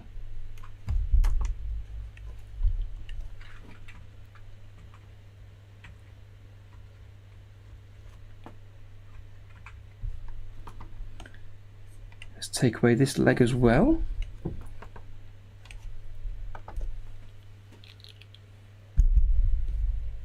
Raggedy Ann, yeah, exactly. Yeah. Plenty of options here, plenty of options. But as I say, I'd like to do something with this. I'd definitely like to do something.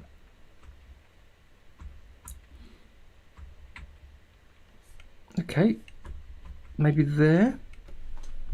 As he's coming over, again, 3/4 view foot. Oh, I can't do a daydream story. I can't do the end where it was all a dream. I was talking about this only the other day. Yeah, Mrs. T was watching Twilight series, and I caught some of it as I was passing through, and I stayed and watched most of the last film, I think, if not all the last film, the final one. Yeah, and without giving anything away, that was the only film I've seen where they've done that storyline really well.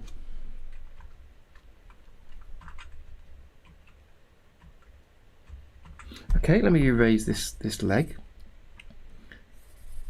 and see where this comes to. Plot twist! Let me erase that leg as well, because I need to change both of them to match. So that's the right hand view, the left hand view. This is the right hand view. So that was straight and I had the bent one, but we can always change that. So that's coming here. Yeah. I like the idea of a double plot twist.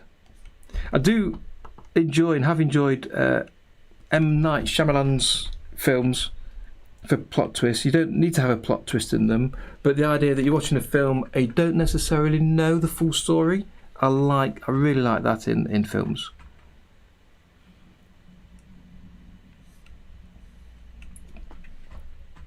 So let's keep going with this, and I'm just going to go through straight ahead and try and put the legs in the right position where I think they should be.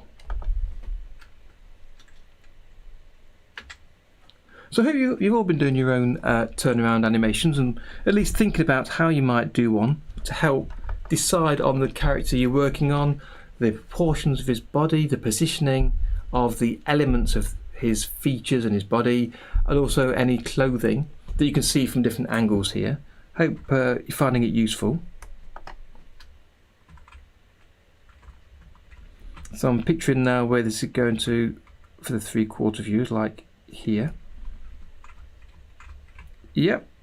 And I'm looking at his arm. I'm more or less below the shoulder here because he's not twisting and turning.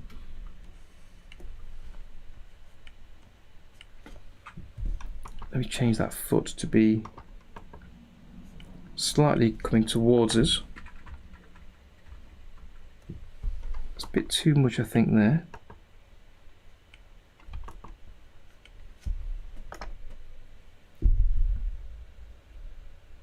Yes, exactly. Overload. I mean, the plan for this little monster fella is to possibly put together some little short gag animations kind of thing. I know Tony, who I talk about a lot here for his little monsters, I love the humour he puts into the animations and into the monsters.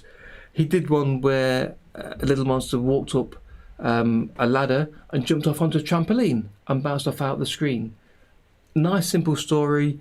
It's not got a long meaning behind it, but it's a small little gag that you can add some humour to, and for me, to practice animation with. So it's that kind of thing that I'm after with this character. But it doesn't mean it can't be part of a bigger story with a bigger reasoning behind how the characters came about.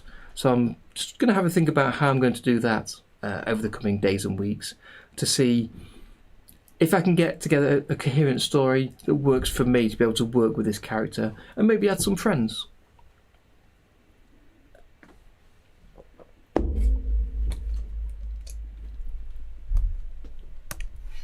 Okay, so it's gone to 3/4, then to face the front. Let me erase this line. This is where it all started to go wrong on the first drawing, where I was trying to make the legs different to each other, and it just didn't work. It just didn't work.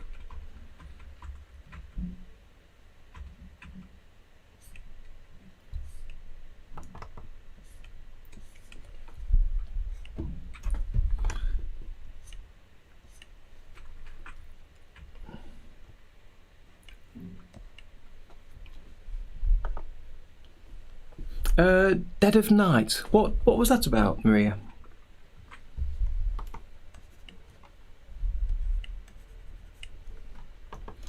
You do the same sort of leg position on the opposite leg. And I'm only looking at his left leg right now, so I'm not considering the right leg particularly. Yeah, exactly, AO. Just a weird world of little monsters. And it may be that I don't yet come up with the world necessarily. I just do a bit of animation with them, have him jumping around, falling through holes, being surprised by things or what have you. So we'll see. So back to drawing 1. So let's follow his left leg moving around. 2. So there, I didn't do that one, so let me erase that. Because I've got this leg, I can then draw the other leg in the opposing position.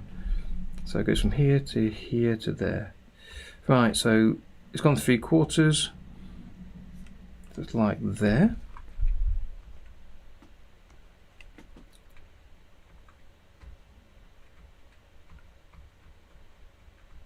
Yeah, that's fine.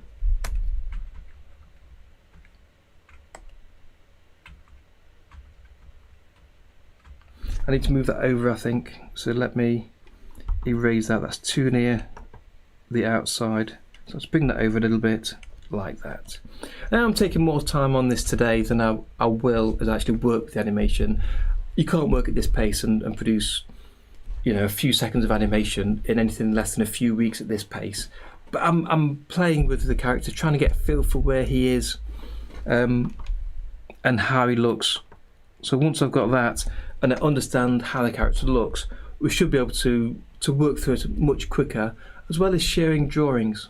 As I showed you with the walk cycle, where I drew the body, I think drew him once and then I traced over him 2 more times, then I duplicated those 3 drawings to create the walk cycle for the body, and it looked like each drawing had been redrawn because of the movement of the fur on the outside of his body. And the sort of randomness between each drawing. So I didn't need to draw it 8 times. So that kind of thing I think we could employ to get this done a bit quicker.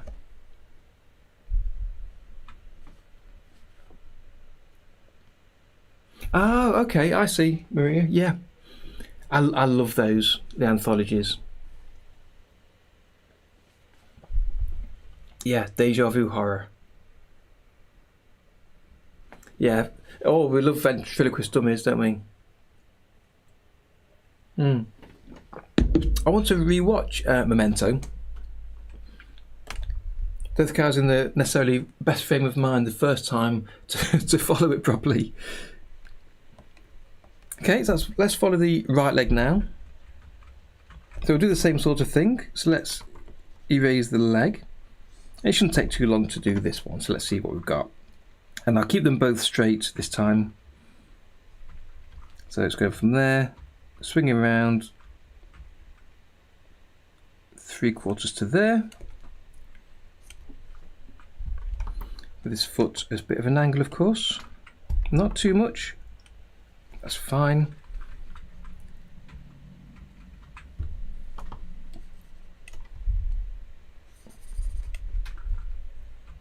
That's far too close, unfortunately. For the following foot, it matches too much. I can't have it there.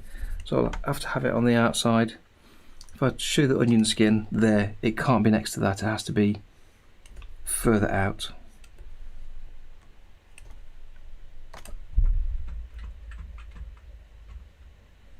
Because they swap over at that point. And again, it's one of the issues with stick figure legs, is that you can't quite see which one's which.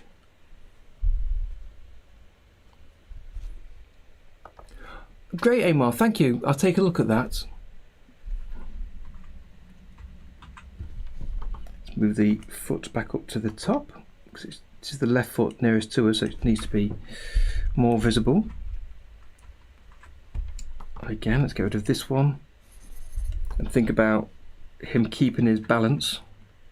So the position's okay, I think. It's below the spots there.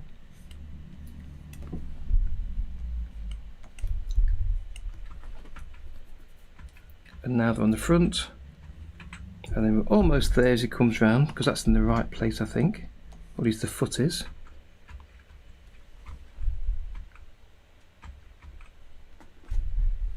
Let's erase the line at the front there. I don't know who was in that film you're talking about, Maria, but it sounds like the sort of thing you get Peter Cushing in. I'm sure you remember him from the horror days. I can imagine you being a fan.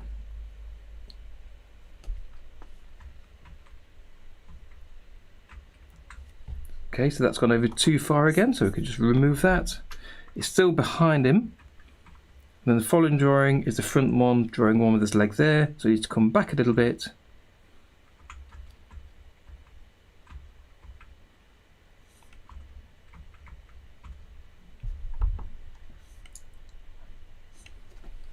Yes, I remember seeing many horror anthologies.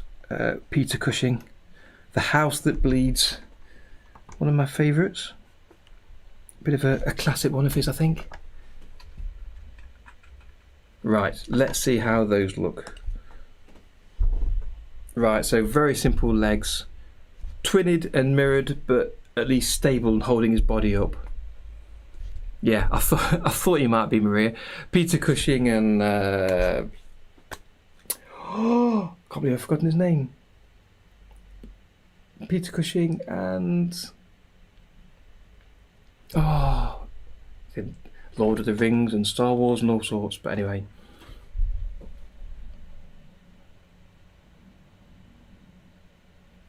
Okay, I think that's looking a little bit neater than we had before. There's a little bit more 3D-ness to them than we had.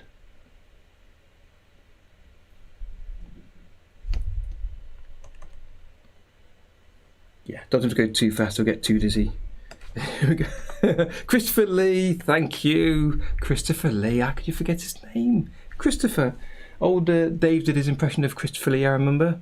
Which was very deep. In his impressions video the other day.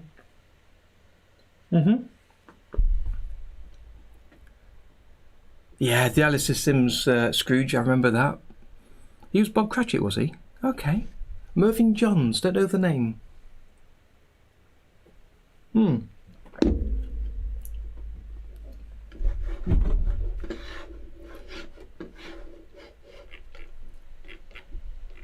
Just checking through my notes now for what I was looking at for completing this project today.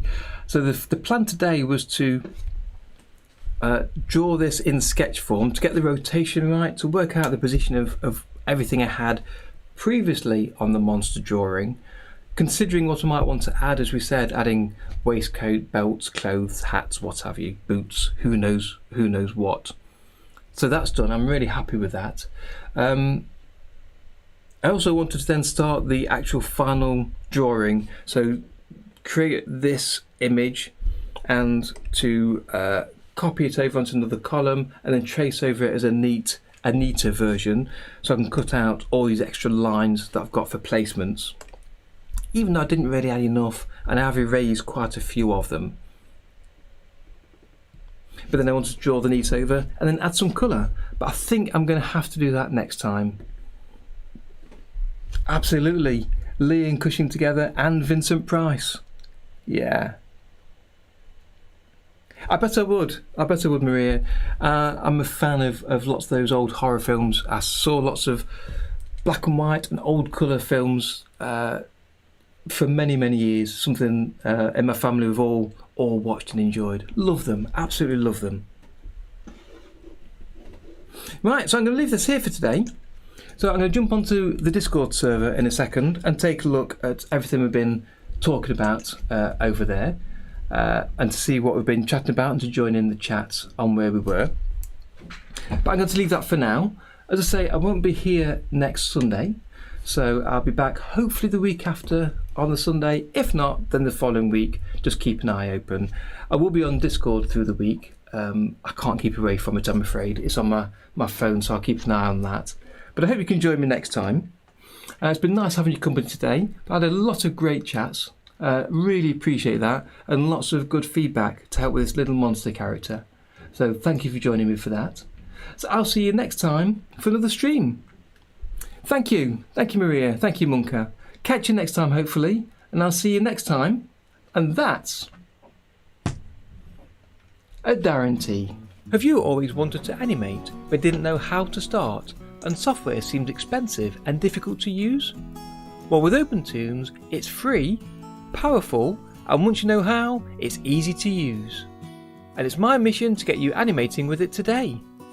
Hi, my name's Darren, and I've been teaching OpenToonz for the past 3 years, showing thousands of students just like you how easy it is to animate with, and cutting through the jargon to show that anyone can animate with it. And by the end of the course, you'll be able to animate traditionally using OpenToonz. And the course is designed for students brand new to OpenToonz, as well as those new to animation. So take a look at the free lessons I've offered below, and then why not sign up and join me animating traditionally with OpenToonz.